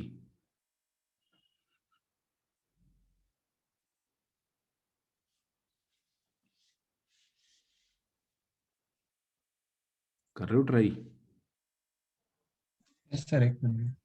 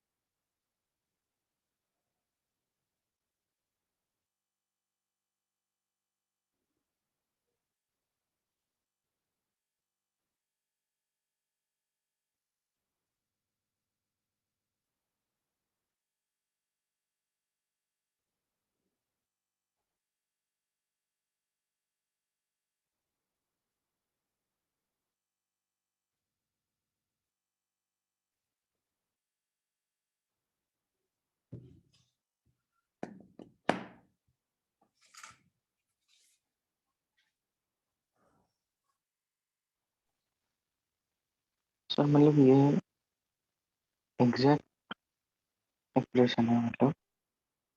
और मैंने तो ऐसा, दैट आई नो, मतलब this is a law, this is veins displacement law. ये स्टेटमेंट फॉर श्योर है, वेन्स डिस्प्लेसमेंट लॉ। और मतलब मैं जस्ट वेरीफाई करना चाहता हूँ, मैंने कभी वेरीफाई किया नहीं, मतलब आई हैव एन आइडिया कि जो हमारी ई लैम्डा है स्पेक्ट्रल लेम्बसी पर वो 1/λ⁵ और ई रेस पर समथिंग बाय लैम्डा टी -1 जैसी आती है। तो just wanted to check if we could prove कि ये d/d λ 0 आ रहा है। मैं ट्राई करके देखूं क्या, या नहीं आ रहा? अप्रोक्सीमेशन नहीं कर सकते इसमें? d/d λ अप्रोक्सीमेशन क्या करनी है इसमें? इसको डिफरेंशिएट करते हैं ना, तो ई लिख लेते हैं हमारा, पहले ई लैम्डा की वैल्यू लिख लेते हैं। ये हो जाएगी λ⁵ into e raised to power β/λ⁵ की पावर -1। इसका डिफरेंशिएशन 0 कर देते हैं ना, d/d λ। तो प्रोडक्ट रूल लगा देता हूँ, तो λ⁵ एज इट इज, तो हो जाएगा -1 इंटू ई रेस्ट पर β/λ⁵ की पावर -2 इंटू इसको दोबारा से डेरिवेटिव ई रेस्ट पर β/λ⁵ इंटू β/λ⁵, β/t एक टर्म तो ये आ गई, और प्लस अगली बार ये as it is e raised पर β/λ⁵ -1 की पावर -1, और ये हो जाएगा -5λ की पावर -6 इज इक्वल टू 0। तो ये मेरे पास क्या बचा, 1/λ⁵ with the -1 into e raised power β/λ⁵ -1 की पावर -2 इंटू ई रेस्ट पर β/λ⁵ इंटू β/t, और इज इक्वल टू, ये उधर जाके माइनस वाला प्लस हो गया, तो 5/λ⁵ इंटू ई रेस्ट पावर β/λ⁵ -1। तो कोई पॉसिबिलिटी है इसकी सॉल्व होने की? λ⁵ तो ये कट गया, एक लैम्डा बचा, और ये एक टर्म इससे कट गई, -1 बचा, तो मेरे पास बचा -β/t इंटू ई रेस्ट पर β/λ⁵ इज इक्वल टू 5/λ, और ये उधर ले जाते हैं, तो ई रेस्ट पर β/λ⁵ -1, ऐसा कुछ। तो इसको सॉल्व करूंगा तो कुछ बनेगा क्या? इसमें कह रहे थे कि अप्रोक्सीमेशन, हाँ जी, जो सेकेंड स्टेप है उसमें ई की पावर लैम्डा टी को जब वो पावर को डिफरेंशिएट किया है तो -β/t इंटू λ² आएगा। हाँ गलत किया, bye -β/t into -β/t into λ² रहेगा, तो ये माइनस माइनस प्लस हो जाएगा। एक तो ये माइनस हट गया, मेरे को लग ही रहा था कि क्यों आ रहा, और ये λ² हो जाएगा, तो ये लैम्डा की पावर 7, तो यहाँ लैम्डा बचेगा यहाँ की बजाय, है ना? वो e raise to B by lambda T क्या 1 से बड़ा होता है बहुत? E raise to B by lambda T 1 से बहुत बड़ा होता है क्या? नहीं, क्यों? नहीं होता होगा तो फिर आ जाएगा ना अप्रोक्सीमेट करके। ये जो कांस्टेंट है तुम्हारा, ये hc0 अपॉन k लैम्डा होता है, hc0/k, बट उसका फायदा क्या? hc0/k, k is Boltzmann constant, ये 10⁻34 के ऑर्डर का है, ये 10⁸ के ऑर्डर का, और ये 10⁻23 के ऑर्डर का है।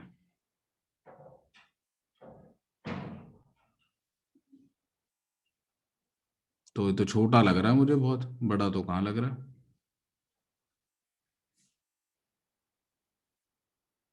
तो बड़ा हो जाएगा तो क्या करोगे मतलब?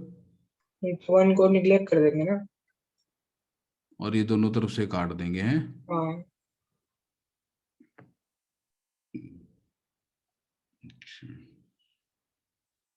बात तो ठीक लग रही है, और उसके लिए कंडीशन क्या होगी, मतलब इसके लिए, इसको इग्नोर करने के लिए? बीटा को बोलो, लैम्डा टी के बारे में सोचें अगर, तो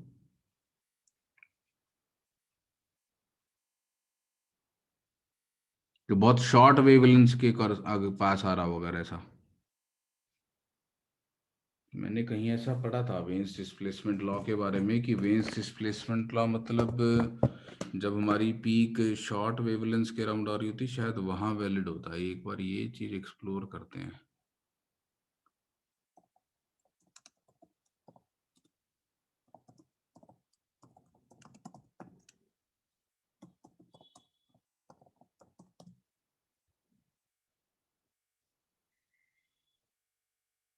सर अगर बीटा बाय लैम्डा टी बहुत छोटा हो रहा है तो फिर एक्सपांशन यूज करके सेकंड ऑर्डर वाली टर्म्स के बाद वाली सारी इग्नोर कर सकते हैं ना? देखो जरा, मतलब उससे ये भी मालूम चलेगा बिकॉज समवेयर आई रेड की ये सारी वेवलेंस पे नहीं लगता है, मतलब इसकी कंडीशन भी मिल जाएगी अपने को। कहाँ पर आएगा देखो।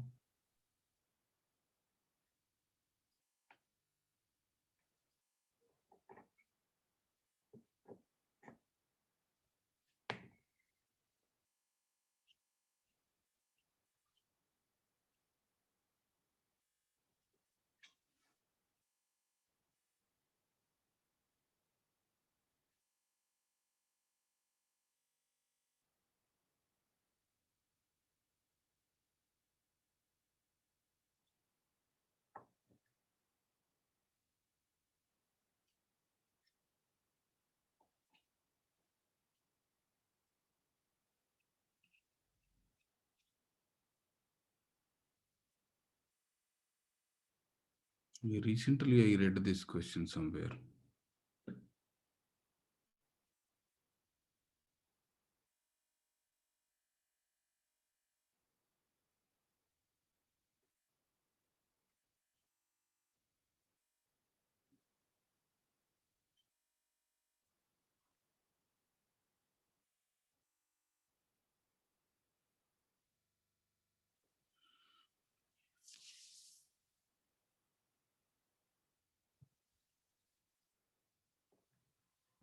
Let me verify that fact also.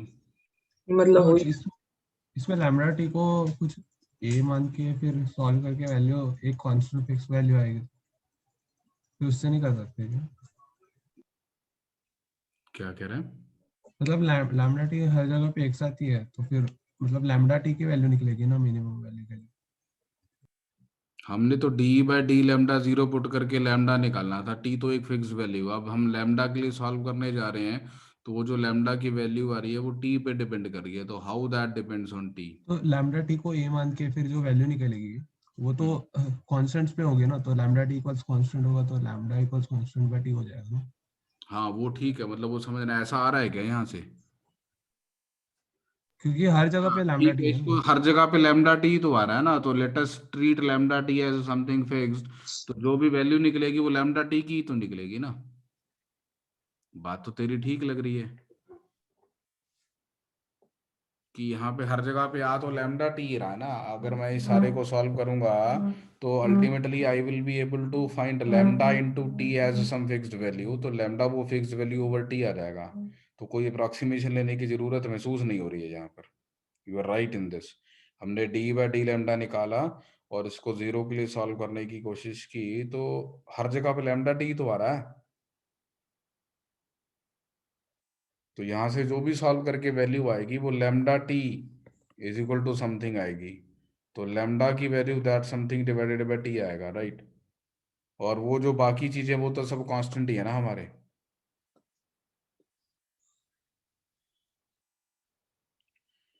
ठीक है, बढ़िया लग रहा, मतलब मेरे को तो इसमें कोई दिक्कत नहीं लग रही है। वो वाली चीज मेरे दिमाग में चल रही थी, मैं उसको एक बार फिर एक्सप्लोर करूंगा कि ये हर जगह वैलिड नहीं होता है क्या, या जो इसमें इसने जो कांस्टेंट इंट्रोड्यूस किया था हो सकता है वो जो कांस्टेंट की वैल्यू है वो वाली वैल्यू अप्रोक्सीमेट आती हो बेस्ड ऑन दी कंडीशन। तो lambda is inversely proportional to T और ये लैम्डा बी बाय टी आता है और बी को वेन्स कांस्टेंट बोलते हैं।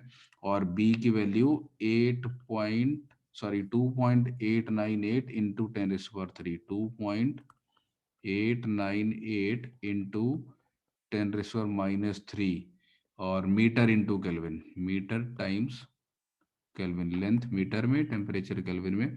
ये वेन्स डिस्प्लेसमेंट लॉ कहलाता है। ये बताता है कि इसकी ग्राफ की जो पीक है वो टेम्परेचर के इनवर्सली प्रोपोर्शनल है।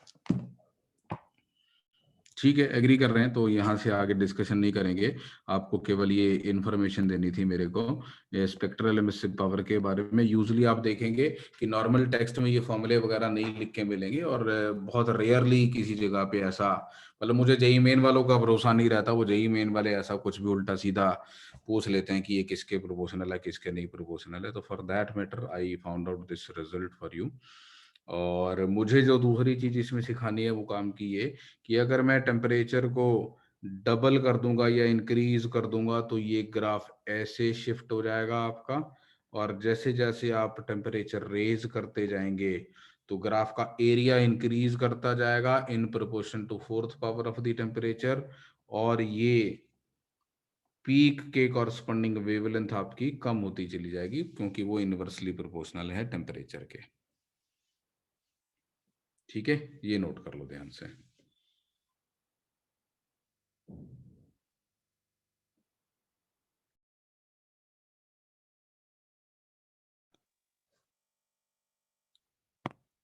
ठीक है, कोई डाउट है?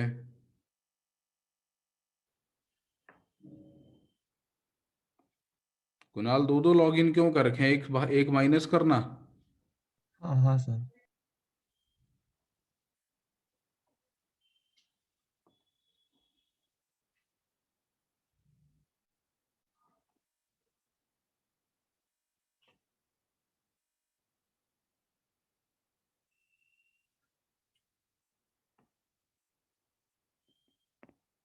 ठीक है, चलें आगे।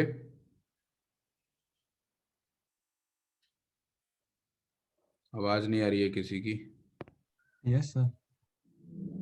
अभी अर्नव है क्लास में कि नहीं? इधर ही हूँ। अच्छा, ठीक है, चलें मूव ऑन करें। क्या सोच रहा है? नहीं सर, सुन ही रहा हूँ, मतलब सोच रहा। ठीक है, तो ये हमारी बात हो गई। अब इस चीज के ऊपर इसका एक बड़ा प्रैक्टिकल सा एग्जांपल है। अगर आप एक सिंपल रस्टेड आयरन का, मतलब कास्ट आयरन का पीस लें, तो आप देखेंगे जो कास्ट आयरन है यूजुअली रूम टेम्परेचर पे अगर आप उसको देखें तो वो डल ब्लैकिश कलर का होता है। तो उसकी सरफेस फिनिश ब्लैकिश है, तो वो एक ब्लैक बॉडी जैसा बिहेव कर रहा, और रूम टेम्परेचर पे वो डल ब्लैक दिख रहा है। तो उसका रीजन समझते हैं कि उसके ऊपर जो लाइट इंसिडेंट हो रही है उसमें से मेजॉरिटी ऑफ लाइट को वो एब्जॉर्ब कर लेता है। तो क्योंकि वो विजिबल रीजन वाली लाइट को एब्जॉर्ब कर लेता है, तो इस वजह से वो आपको ब्लैकिश दिखाई देता है। कोई ऑब्जेक्ट अगर आपको व्हाइट दिखाई दे रहा है, इसका मतलब क्या है कि उसके ऊपर लाइट पड़ रही है और वो सारी लाइट को रिफ्लेक्ट कर दे रहा है, और रिफ्लेक्टेड लाइट में सारी लाइट आपके पास आ रही, तो आपको व्हाइट दिख रहा है। कोई ऑब्जेक्ट अगर आपको येलो दिख रहा है विजिबल लाइट के अंदर, इसका मतलब उसके सरफेस पे जब विजिबल लाइट पड़ती है तो उसमें से येलो स्ट्रांगली रिफ्लेक्ट हो जाता है और वो आपको येलो कलर का दिखाई देता है। सिमिलरली अगर कोई ऑब्जेक्ट आपको ब्लैक दिखाई दे रहा है तो इसका मतलब है कि उसके ऊपर जो विजिबल लाइट पड़ रही है उसको वो सारी को एब्जॉर्ब कर ले रहा है, और इसलिए वो आपको ब्लैक दिखाई दे रहा है। तो वो ब्लैक बॉडी की तरह बिहेव कर रहा है, तो वो जिस रेडिएशन को अच्छे से एब्जॉर्ब कर सकता है उसको अच्छे से एमिट करने की भी कैपेबिलिटी रखता है।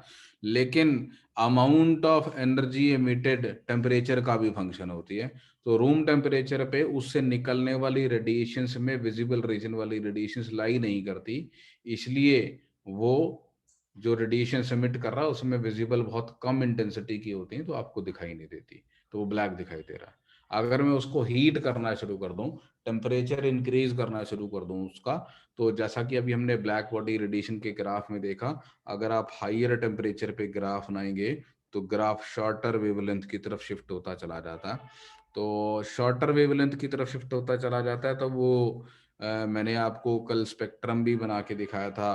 तो सबसे खतरनाक गामा रेज, सबसे शॉर्ट वेवलेंथ, फिर एक्स रेज, फिर यूवी, फिर विजिबल आता है, फिर इंफ्रारेड आता है, फिर फार इंफ्रारेड आता है, और उसके बाद फिर माइक्रोवेव्स आती हैं और फिर रेडियो वेव्स आती हैं ना। तो जैसे जैसे टेम्परेचर इंक्रीज करते जाएंगे स्पेक्ट्रम लोअर वेवलेंथ की तरफ शिफ्ट होता चला जाएगा, और वो विजिबल रीजन में जब एंटर कर जाएगा तो वो आपका आयरन का पीस रेड हॉट हो जाएगा। देखा कभी आयरन के पीस को गर्म करो तो वो रेड हॉट हो जाता है ना। रेड हॉट आयरन इनफैक्ट एक नॉर्मल रूटीन लाइफ में आयरन के टेम्परेचर का एक क्वालिटेटिव मेजर है यार, मतलब रेड हॉट आयरन मतलब अच्छा खासा गर्म। ठीक है, और तुम्हें भी लगता है ऐसा, तुम्हें भी प्रैक्टिकल दिखता हो अगर मतलब लोहा लाल हो गया इसका मतलब भयंकर गर्म है ना। अब अगर आप उसको और हीट करते हैं, टेम्परेचर और इंक्रीज करते हैं, तो वो और शॉर्टर वेवलेंथ की तरफ जाता है, और वो जो आपका आयरन है जब मोल्टन स्टेट में पहुंचने वाला हो जाता है तो वो बहुत ब्राइट येलो हो जाता है। देखा क्या मोल्टन आयरन आप लोगों ने यस सर। टाटा स्टील की एड में या किसी में देखा हो तो बहुत ब्राइट येलो कलर का दिखाई देता है, राइट। तो मोल्टन आयरन आपका ब्राइट येलो हो जाता है, तो रीजन बीइंग कि वो शॉर्टर वेवलेंथ की तरफ शिफ्ट हो जाता है। इसका एग्जांपल और भी एक तरीके से दे सकता हूँ, कभी आपने तंदूर के अंदर भट्टी के अंदर झांक के देखा हो, जैसे वो कभी किसी ढाबे पे खाना खाने के लिए जाते तो वो तंदूर में रोटियां बनाते हैं, तो उसके अंदर कभी आपने झांक के देखा हो तो जहाँ पे बहुत हाई टेम्परेचर होता है वहां पे बहुत ब्राइट येलो ग्लो कर रहा होता है।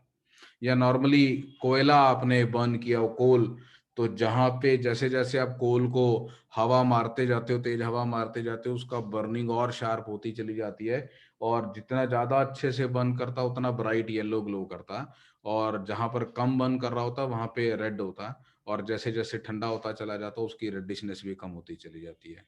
तो कोयला भी बहुत सुंदर एग्जांपल है, नॉर्मली वो ब्लैक है, और जैसे जैसे वो गर्म होता चला जाता, ग्लो करता चला जाता, उसका टेम्परेचर इंक्रीज करता चला जाता, उसका ग्लो रेड से ब्राइट येलो की तरफ शिफ्ट होता चला जाता। तो that is an example of this veins displacement law कि जैसे जैसे आप टेम्परेचर इंक्रीज करते हो वैसे वैसे शॉर्टर वेवलेंथ की तरफ हमारी रेडिएशन शिफ्ट हो जाती है।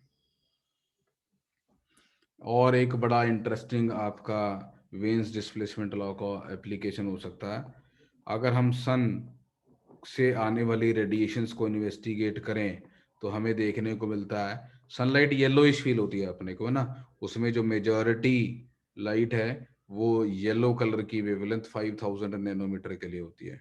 तो अगर मैं सन को एक ब्लैक बॉडी मान लूं और ये मान लूं कि इस वेवलेंथ के कॉरस्पॉन्डिंग वो मैक्सिमम इमिट करता है, तो मैं सन का टेम्परेचर एस्टिमेट कर सकता हूँ। तो वेवलेंथ को 5000 एंगस्ट्रॉम, वेवलेंथ को 5000 एंगस्ट्रॉम पुट कर लो आप, और veins constant 2.898 into 10⁻³ upon T, तो यहाँ से आप सन का टेम्परेचर एस्टिमेट कर सकते हैं। तो लगभग 5600 केल्विन के आसपास सन का एस्टिमेटेड टेम्परेचर आ जाता है हमारे पास। ठीक है,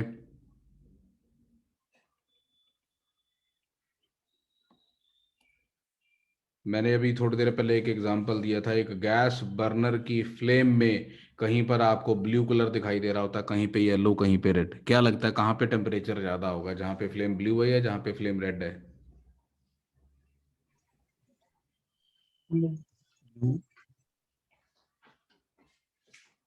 नहीं सुना, सुनाई नहीं दिया मुझे। ओम सिर्फ ओम ने बोला कुछ या आदित्य ने बोला कुछ? ब्लू। ब्लू। रेड बोला था पहले किसी ने। तो जहां पे ब्लू है वहां पे ऑब्वियसली उसका टेम्परेचर ज्यादा है, बिकॉज जो ब्लू कलर की वेवलेंथ है वो कम होती है रेड कलर से। तो जहां पे रेड कलर दिखाई दे रहा है फ्लेम में वहां पे सबसे बुरा कंबस्शन हो रहा होगा, और जहां पे ब्लू कलर दिखाई दे रहा है फ्लेम में वहां पे सबसे अच्छा कंबस्शन हो रहा होगा, तभी वहां का टेम्परेचर ज्यादा है। सिमिलरली डिफरेंट स्टार्स के डिफरेंट कलर्स दिखाई देते हैं अपने को। तो sun is a yellow star, there are other stars which are blue in color, तो obviously the temperature of a blue star is going to be more than the temperature of a yellow star। ठीक है, तो ये general knowledge की बातें जो आपको समझनी है। इसके बाद मैं नेचर ऑफ सरफेस को करेक्टराइज करने के लिए कुछ पैरामीटर डिफाइन करता हूं। तो सपोज ये कोई मेरे पास ऑब्जेक्ट है, और इस ऑब्जेक्ट के सरफेस को करेक्टराइज करने के लिए मैं कुछ टर्म्स डिफाइन करता हूं। सपोज इस ऑब्जेक्ट के ऊपर रेडिएशंस इंसिडेंट है और टोटल एनर्जी क्यू इंसिडेंट है. Out of that energy Q A part is reflected back, a part is transmitted to the other side and a part is absorbed. ठीक है, तो total Q energy इसके ऊपर incident थी, उसमें से Q R ये रिफ्लेक्ट करता है, क्यू ए ये एब्जॉर्ब करता है, क्यू टी ये ट्रांसमिट करता है. हम 3 पैरामीटर्स डिफाइन करते हैं. एक इसकी रिफ्लेक्टेंस या reflective power which is fraction of energy reflected. एक इसकी एब्जॉर्प्टिविटी, वही वाली जो मैंने पहले शुरू में एक बार बोली थी, एमिसिविटी और एब्जॉर्प्टिविटी. एब्जॉर्प्टिविटी या absorptive power which is Q A over Q, और ट्रांसमिटेंस या transmitting power which is Q T by Q. इसको बोलते हैं यूजुअली रिफ्लेक्टेंस, बोलते हैं एब्जॉर्प्टेंस या पावर, और इसको बोलते हैं ट्रांसमिटेंस.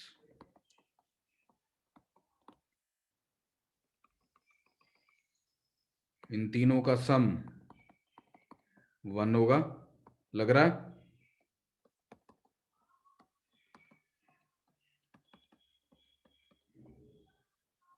थोड़ा बहुत हाँ ना कर दिया करो, मेरा दिल लगा रहेगा क्लास में. ऐसा तो पढ़ा रहा हूँ.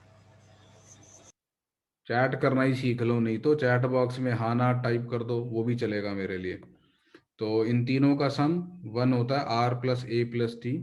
अगर हम बात कर रहे हैं एक परफेक्टली ब्लैक बॉडी की, तो परफेक्टली ब्लैक बॉडी के लिए एब्जॉर्प्टेंस 1 होती है, रिफ्लेक्टेंस और ट्रांसमिटेंस 0 होती है. ध्यान से समझें, perfectly black body is a perfect absorber as well as a perfect emitter. हमने परफेक्टली ब्लैक बॉडी को पहले परफेक्ट एमिटर बोला था, now it is also a perfect absorber, and this fact is known as Kirchhoff's law. Kirchhoff वही है, लेकिन law थोड़ा different है, इसके इलेक्ट्रिकल सर्किट्स में भी लॉज आते हैं. तो किरचॉफ्स लॉ, तो किरचॉफ्स लॉ कहता है perfect emitters are perfect absorbers, good emitters और गुड एब्जॉर्बर्स.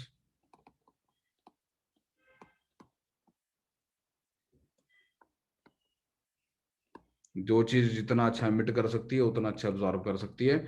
और ये बहुत लाइकली सी बात है, बिकॉज अगर कोई ऑब्जेक्ट किसी पर्टिकुलर रेडिएशन को एब्जॉर्ब कर सकता है, इसका मतलब उसके अंदर इलेक्ट्रॉनिक ट्रांजिशंस हो सकते हैं एनर्जी के, जिनसे एनर्जी रिलीज हो सकती है. तो क्योंकि एनर्जी लेवल्स वेल डिफाइंड होते हैं, तो जिन एनर्जी लेवल्स के कॉरस्पॉन्डिंग ट्रांजिशन से एनर्जी रेडिएट हो रही है, वही वाली एनर्जी जब वापस इंसिडेंट होगी तो वही एब्जॉर्ब भी हो पाएगी. तो जिस पर्टिकुलर वेवलेंथ को आप एमिट करने की कैपेबिलिटी रखते हैं, उसी पर्टिकुलर वेवलेंथ को एब्जॉर्ब करने की भी कैपेबिलिटी रखते होंगे. तो ये बोलता है the spectral emissive power, Kirchhoff's law बोलता है spectral emissive power divided by the spectral absorptive power is equal to the emissive power of a black body.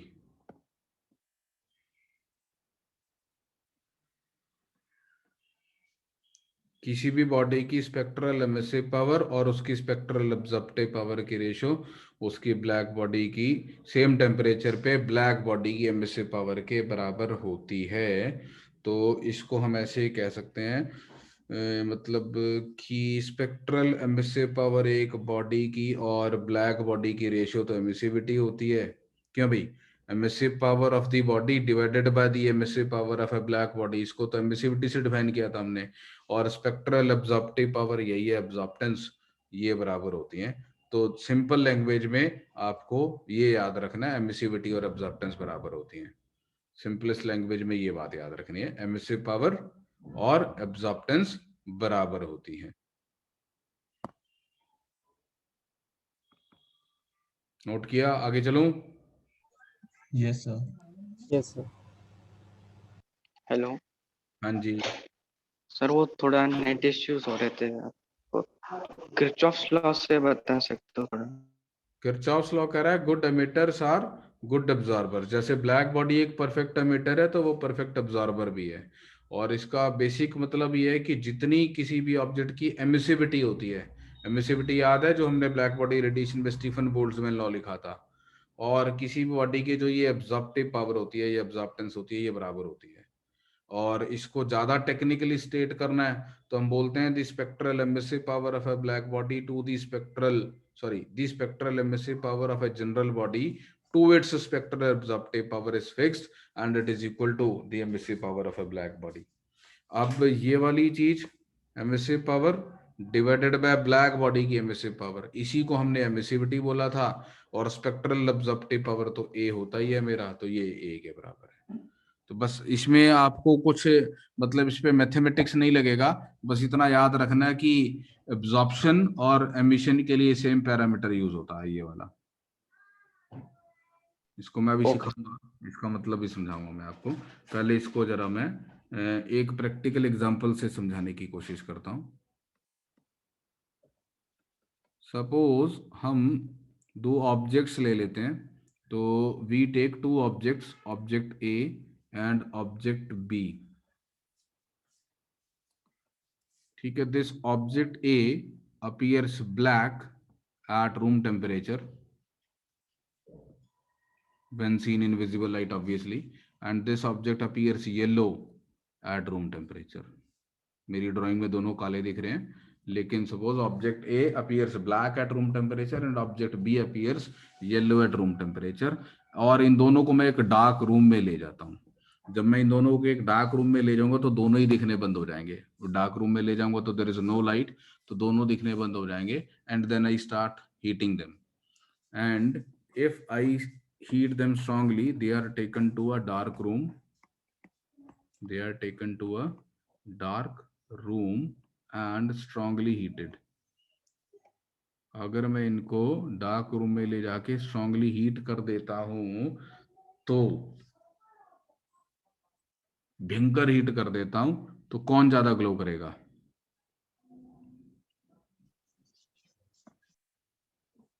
तो A glows brighter than B. B will remain dull and A will glow. Normally ऐसा, जैसे अभी मैंने आपको cast iron की बार का example दिया ना, उसको गर्म करेंगे तो ग्लो करने लग जाएगी। तो दो ऑब्जेक्ट्स थे, एक रूम टेम्परेचर पे ब्लैक था, एक रूम टेम्परेचर पे येलो था। तो ब्लैक वाला ब्लैक क्यों था? क्योंकि उसके ऊपर लाइट पड़ रही थी और वो उसको अब्सॉर्ब कर ले रहा था। येलो वाला येलो क्यों दिख रहा था? क्योंकि उस पर लाइट पड़ रही थी बाहर से, और उसमें से वो उसको अब्सॉर्ब करने के बजाय अच्छे से येलो कलर को रिफ्लेक्ट कर दे रहा था। तो मैं दोनों को डार्क रूम में ले जाता हूँ तो बाहर से लाइट पड़नी बंद हो जाती है, तो अब इनकी विजिबिलिटी केवल इनसे निकलने वाली रेडिएशंस की वजह से होगी। और इनको स्ट्रांगली हीट करना शुरू कर देते हैं। तो जब इनको भयंकर हीट करेंगे तो ऑब्जेक्ट ए, क्योंकि वो एक ब्लैक ऑब्जेक्ट की तरह बिहेव करता है, तो वो अच्छे एमिटर की तरह बिहेव करेगा और उसमें से अच्छी रेडिएशंस निकलेंगी और वो अच्छा ग्लो करेगा, जबकि ऑब्जेक्ट बी विल रिमेन डल। ठीक है, याद रहेगा ये एग्जांपल? Yes sir. हाँ सर। अब एक और सिचुएशन है, दोबारा से देखना जरा। मेरे पास दो ऑब्जेक्ट्स हैं, object A it is black at room temperature and object B which is yellow at room temperature. और मेरे पास एक फर्नेस है, भट्टी, तंदूर, और इन दोनों को फर्नेस में थ्रो कर देता हूं। तो इन दोनों को मैं फर्नेस में डाल देता हूं।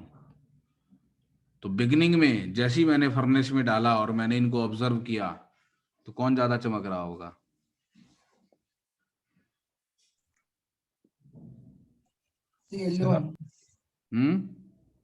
सर आपने क्या किया वो बता सकते हो वापिस?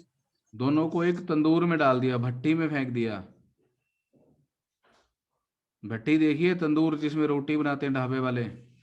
Yes sir. तो एक ब्लैक बॉल थी, एक येलो बॉल थी, दोनों को मैंने तंदूर में फेंक दिया और अब उनको देख रहा हूं। तो जैसे ही फेंकूंगा तो कौन ज्यादा चमक रहा होगा? Which appears brighter, the black one or the yellow one? Yellow. Yellow. क्योंकि ब्लैक सब कुछ ऑब्जॉर्व कर रहा है, क्योंकि ब्लैक पे रेडिएशंस पड़ रही होगी तो वो उनको एब्जॉर्ब कर रहा होगा, और बी एब्जॉर्ब नहीं करता, वो उनको रिफ्लेक्ट कर रहा होगा, तो बी शाइन कर रहा होगा, ए रिमेन्स डल। लेकिन धीरे धीरे धीरे धीरे धीरे ए रेडिएशंस एब्जॉर्ब करता जाएगा एंड एक थर्मल इक्विलिब्रियम की स्टेट आ जाएगी जब ए का टेम्परेचर फर्नेस के टेम्परेचर के बराबर हो जाएगा। अब कौन ज्यादा चमकेगा? ए। क्या बी चमकना बंद कर देगा अब? नहीं, बी भी चमकेगा बट वो कम एमिट करेगा ना, इसे ए ज्यादा एमिट करेगा।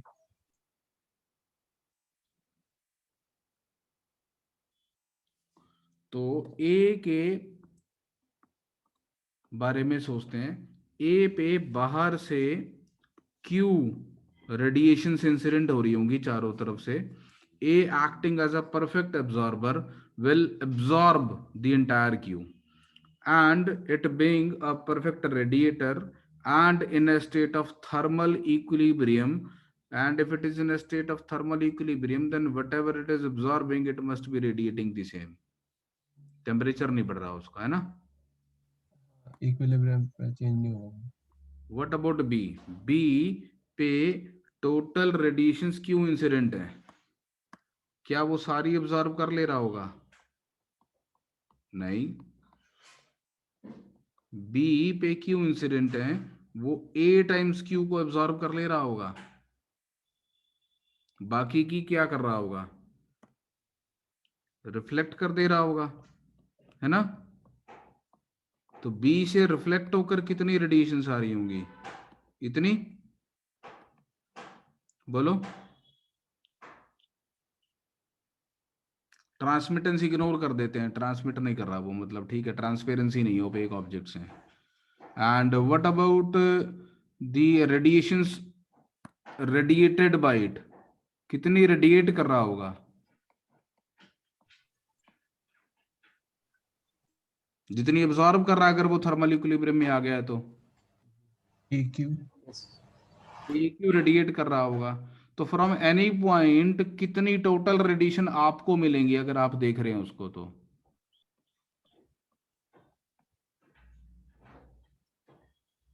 जो उसने रेडिएट करी और जो उसने रिफ्लेक्ट करी, रेडिएट इतनी करी और रिफ्लेक्ट इतनी करी, और टोटल मिला के Q के बराबर आ गई वापस।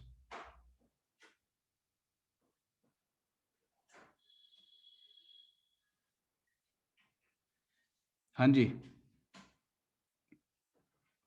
तो दोनों बराबर चमकेंगे।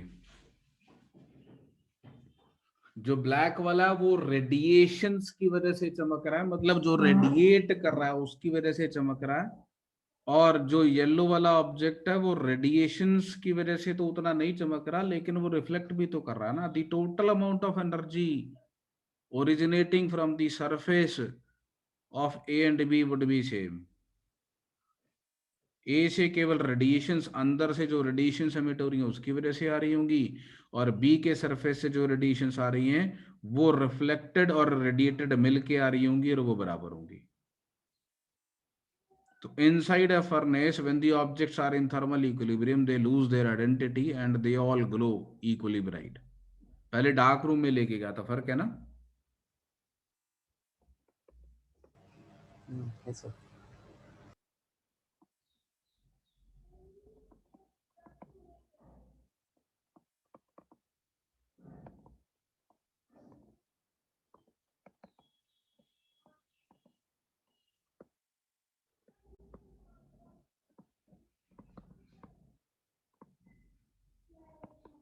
ठीक है,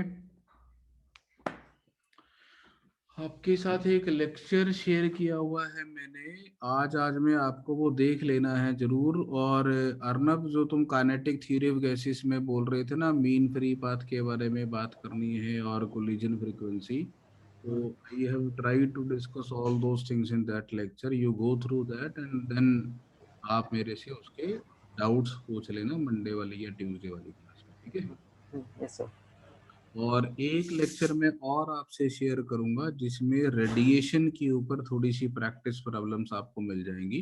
जो रेडिएशंस के, मैंने आपको रेडिएशंस की बेसिक थ्योरी पढ़ा दी सारी, तो थोड़ा सा इसका एप्लीकेशन पार्ट है, न्यूटन्स लॉ ऑफ कूलिंग और एक दो ट्रिकी प्रॉब्लम्स हैं, तो मैं आपके साथ एक और लेक्चर शेयर करूंगा, तो उसमें से आपको सारे क्वेश्चन सॉल्व कर लेंगे, ठीक है? ठीक है, तो कल तक का ये टारगेट है, वो सब आप फिनिश कर देंगे। मंडे को आपका क्विज देनी है आपको थर्मोडायनेमिक्स की। सर और ऑफलाइन क्लास चालू होने वाला है क्या?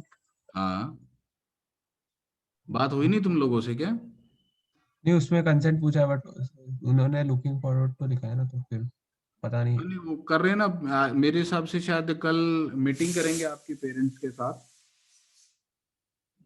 अच्छा, ओके। हाँ, तो मोस्ट लाइकली नेक्स्ट वीक से ही प्लान हो जाएगा, तो बहुत ही जल्दी ऑफलाइन शुरू हो जाएगा, दूर नहीं है। मन नहीं कर रहा क्या आने का? नहीं नहीं कर ऐसा रहे कुछ नहीं है सर। बात कर रहे हैं आने का। कर रहे हैं, जल्दी से जल्दी शुरू कर रहे हैं। शायद कल मीटिंग होगी, मिस्टर का कॉल आएगा, आपके सबके पेरेंट्स से बात करेंगे, तो as soon as possible start कर देंगे। ओके सर, ठीक है बेटे, bye sir, thank you sir. बाय बेटा। Bye sir, thank you sir. Bye sir, thank you sir. बस Hi sir, thank